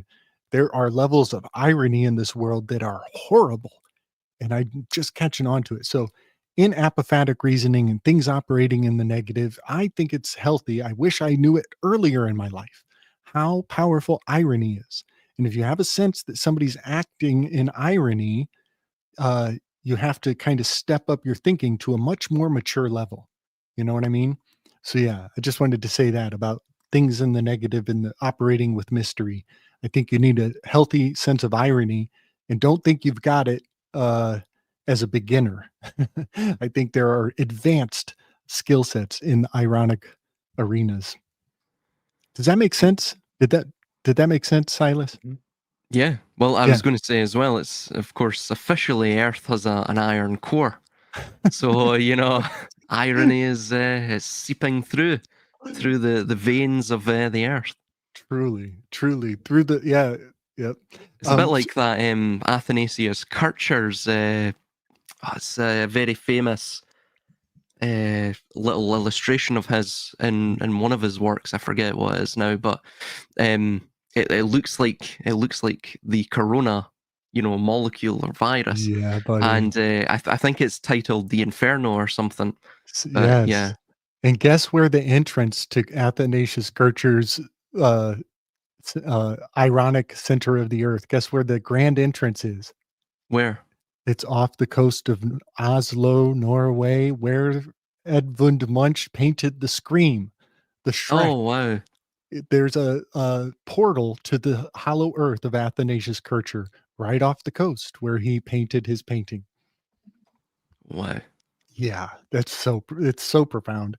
So this is a graphic that it's kind of putting a bunch of these threads together, but I just want to point at this right side of the screen. South Park is they've done some fascinating work where they have made caricatures of their caricatures into superheroes for one episode. And when they did that, the artist is dilating the sigil of the South Park character into a higher refraction of artistic consistency. And so when they did this episode, it tipped the hand, and I could see soundly how every character is a tarot card, always has been. But it wasn't until they did this dilation of the caricature that I was able to really make the claim that each one of the South Park characters has always been a tarot card. And so this is that system laid out over here. And there, I think that I just want to say, I don't see disclosure. I see fraud when I find out that all of our childhood uh, systems were actually esoteric artifacts. I see fraud because that was not disclosed onto us. And yeah, I'm crying wolf. Something's not right with making tarot cards into what we thought were the things of children. And this is the most important graphic tonight that I was the most excited about. Chris, do you remember this, buddy? Oh yeah. Oh yeah. Yeah. Go ahead and tell them about it because Okay. it lines up a lot with what just happened. This is bonkers. And this is how Chris and I and PK too. PK was with us, right? Mm-hmm. Yeah. So sometimes we're playing this glass bead game and we make fun discoveries and we're like, oh, that's interesting. And then a couple weeks later, our discovery is up on the world stage screwing with everybody. And I kind of feel a little targeted when the things we discover here on the Slick Dissident dance floor take a life of their own. So Silus, again, one of my pet projects has much to do with the Plato Symposium. And it really is a true masterpiece and a thing of mystery for a lifetime. And in Plato Symposium, it's 7 dudes laying around giving eulogies on love. Each performance outdoes the previous performance. And so they save Socrates to the end because they know he's going to trump everybody. And then when Socrates does his eulogy on love, Silus, if you ever get around to reading it, I want you to think of my mind when you get to Socrates' speech, because in my mind, he is performing a summoning of a spirit into the room that I don't think is portrayed to us mystically in the way people read the Symposium. I think the mysticism of what is happening in his eulogy has been kind of squandered to the wayside, maybe kept for the inside click. But Mhm. he is giving a eulogy on love, but it's not his words. He says he gets permission to speak common tongue because he's not a fancy talker like all y'all aristocrats.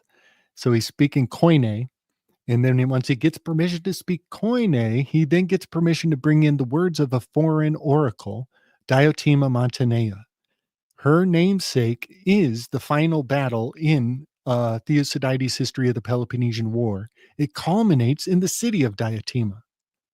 And so he's bringing a spirit from the last battle in Thucydides' History of the Peloponnesian War. Diotima battle is where Xenophon lost 2 of his sons. There's so much inside baseball going on in the Symposium. It just goes and goes and goes. So he summons the spirit into the room. He's speaking ventriloquism. The word they use for his voice projection is belly talk. And what's fascinating is a lot of hypnotists through the ages were all also capable ventriloquists, because to be a spirit medium, you need to be able to throw your voice around the room, right? So ventriloquism is an old technique for summoning a spirit and casting its voice in a new location. And so Diotima Mantinea is just a fascinating element to the symposium. I also think, Silas, I imagine that he's actually I think there's some sort of light being cast, like a holographic woman, and I think he's augmenting his voice to sound like she sounds. So I don't think he's just, I'm going to say what I learned from this woman. I think he's bringing the actual voice of her in to animate the spirit of the elucidation he's creating. And he's using hand gestures and all these techniques to make her as real as possible. So the name of the woman, Diotima Mantinea, is an anagram for metanoic method. And this is changing your mind. And that's what Socrates does when he takes artifacts from everybody else's eulogy and he reamalgams them like a Voltron and puts them into one big argument against everybody to make this ladder to what is beautiful.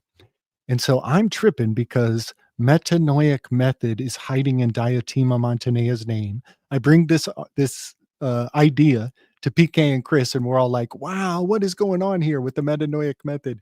And then it's a couple weeks later where the libertine, well, that might be right. That might not be right.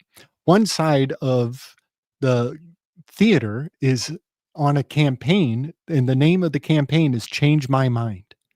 And on the other side of the theater, remember, the chorus is seeded into our midst, but one half is saying one reaction and the other half is saying the opposite reaction.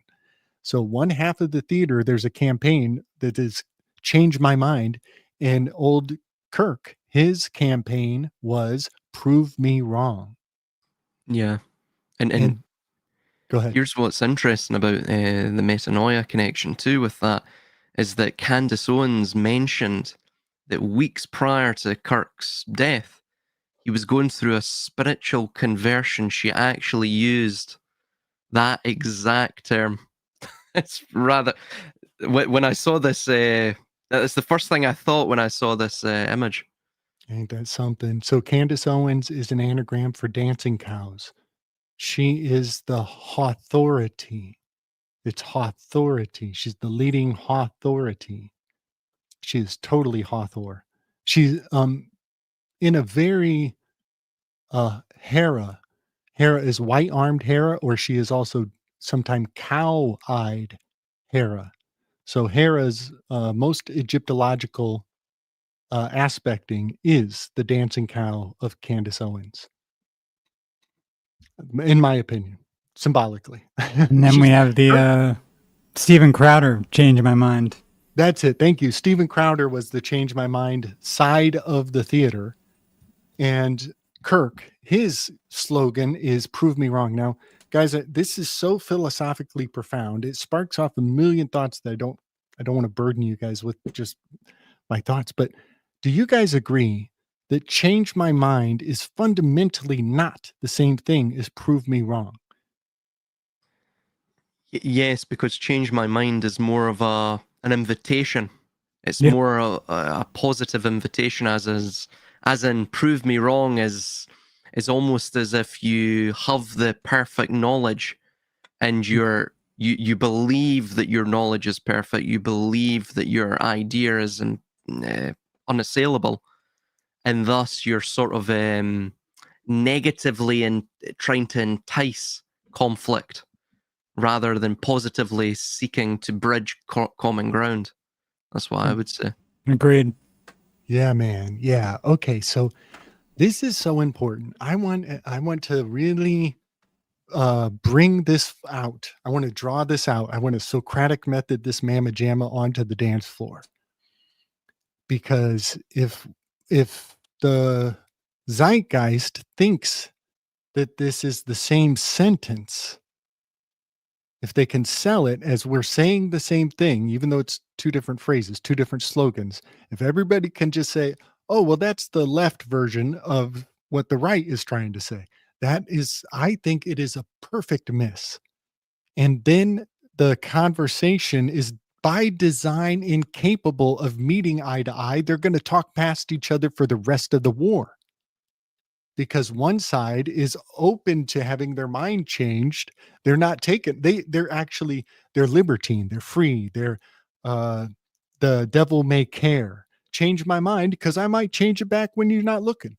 You know what I mean? That is the spirit of one mentality's conversion potential.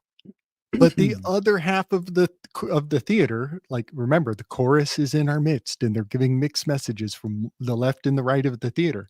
The other half of the political spectrum is making a slogan that appears to be addressing the other slogan, but they're not going to even attach on the same frame of reference at all. They're going to talk past each other as though they're even arguing on the same side. About the same thing. And I just think this is so profound that they can be on two different levels and really believe that they're interacting with each other, but their words are just going to go right past each other and nothing will get done. Does that make sense formulaically? Absolutely, yeah. Okay, cool. What do you think? It's almost like as well, the idea of the ideology, right? So any ideology, be it religious, political, or anything really, what these are contrived camps, almost receptacles for potential magicians, potential rhetoricians, to bring them into these contrived spaces, these narrowed spaces, so that, like what you're saying, right, it almost, if, I don't know, let's say if it was 50-50 split with the left-right, just to take one ideological difference, 50% of the population, I mean, that's your threshold of interactability, right? Of how many people you can persuade with your words. And because you've chosen that contrived camp, because you've thrown your lot in with this thing which, by its very existence, invites conflict, it invites consternation between forces. So it's almost like a magical trap that's created by the metascript writers of society and history, and it's designed so that, again, these contrived camps become echo chambers, self-enclosed feedback loops, where, you know, the words of each side cannot have any effect on the other. You can't get bridges being built. Again, the walls go up. Things like that. It's so profound. Well said. Well said. That's it. That's totally what I think I'm seeing. And I'm glad somebody else can say it also in a whole nother way. Oh, and one more thing about that graphic. I guess I want to screen share because I guess I kind of missed. I missed a very important detail from the Diotima. Now, this painting is ancient, right? This Diotima Montanea painting. You guys see that? Yeah. Yes. All right. So it's a very old painting, and she's so she's not a real person, but this is what we're supposed to think of when we imagine her. But what in the heck is that on her neck? I'm creeped out. She has some kind of jewel on her neck. I can't zoom in to the image, but if anybody wants to go and look up Diotima Montanea, and maybe Looks you like can a hole. zoom in. It also appears to be exactly where the injury site was for Kirk. Yep. Is that freaky AF? Is that Yep. freaky AF? Yep. It's messed up. That is so freaky. And what's the name of the character in South Park who has the voice modulator? What's his name? I can't remember. Oh, but it I know what you're escapes talking my about. mind now. Yeah, I know who you're talking about. That is so messed up. And then Chris, what did you say? They changed the name of the bird of Utah or the fish? The fish from rainbow. It was a rainbow trout to cutthroat trout. Man, that is so wild. Yeah, I don't know. I don't know what that is. It's kind of triangular. It kind Well, of and looks. then the triangulation too of the events of the girl who gets her throat cut on the train, the Minneapolis mass shooting. I think there was a beheading also too at Burning Man. So if you want to throw out the mass shooting, use the Burning Man. Yeah. That's 3 neck rituals right there. Yep. Totally. Yeah. I blame neck placentes. You also have with the Burning Man, you have Charlie, which is the char of the lie. A lot of the So, this Charlie yeah. stuff. I think that's why it keeps repeating. Yeah. Yep. Fellas, that Think we did was it? one heck of a weave. Heck Silas, yeah. dude, are you sleepy? No, He's gotta actually, go. funnily enough, great timing because I was actually just about to go off to uni. So, Okay, excellent. but no, I'm not actually that sleepy. No, I'm pretty wide awake actually. Wow. Man, it is so wild how we connect over such distances. You know what I mean? Right? It's such a blessing. It's such a blessing. Thank you so much, Chris, for bringing Silas along on the Slick Of Dissident course. show. Thank you for coming, Silas. Thank you for having us, brother. Pleasure. Yeah, It was a man. good time. Yeah, this is so much fun. And in fact, I think I'm going to be doing another live in no time. I hit PK up. I wanted him to come on, but he's real busy. So, Let me know. yeah, I'll let you know. We'll be up and running in a few days probably. And I'm sure me and Silas are gonna try to hop on one with everyone again, like we did last week. So I'll send you out an invite if we do. Yeah, man. Yeah, Ronan wants in. I'm gonna bring Ronan of along course, too, of course, for sure. of course. Yeah, man. Yeah. All right. Sounds great, guys. All right. Yeah, big love and respect, everybody. Thank you for joining us on the Slick Dissident. Thank you, everyone. Shared artistic expression. Oh, you know what? Slickdissident.com. I've got all kinds of t-shirts and zippos and tarot cards and baby onesies.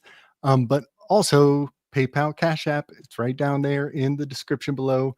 Chris has YouTube. Silas, your videos are really wonderful. I highly recommend Silas's videos, everybody. Where else can they find you, Silas?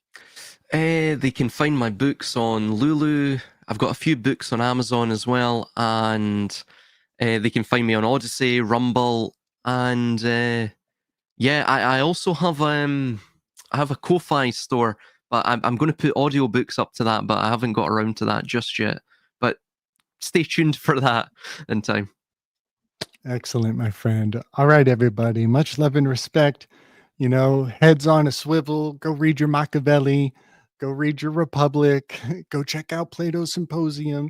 And heads up, it's packed full of muses and Davies. And maybe the cornerstone of the answer to the universe and everything, because Symposium equals 42 and Enneagram equals 42. Much love, y'all. Night, guys.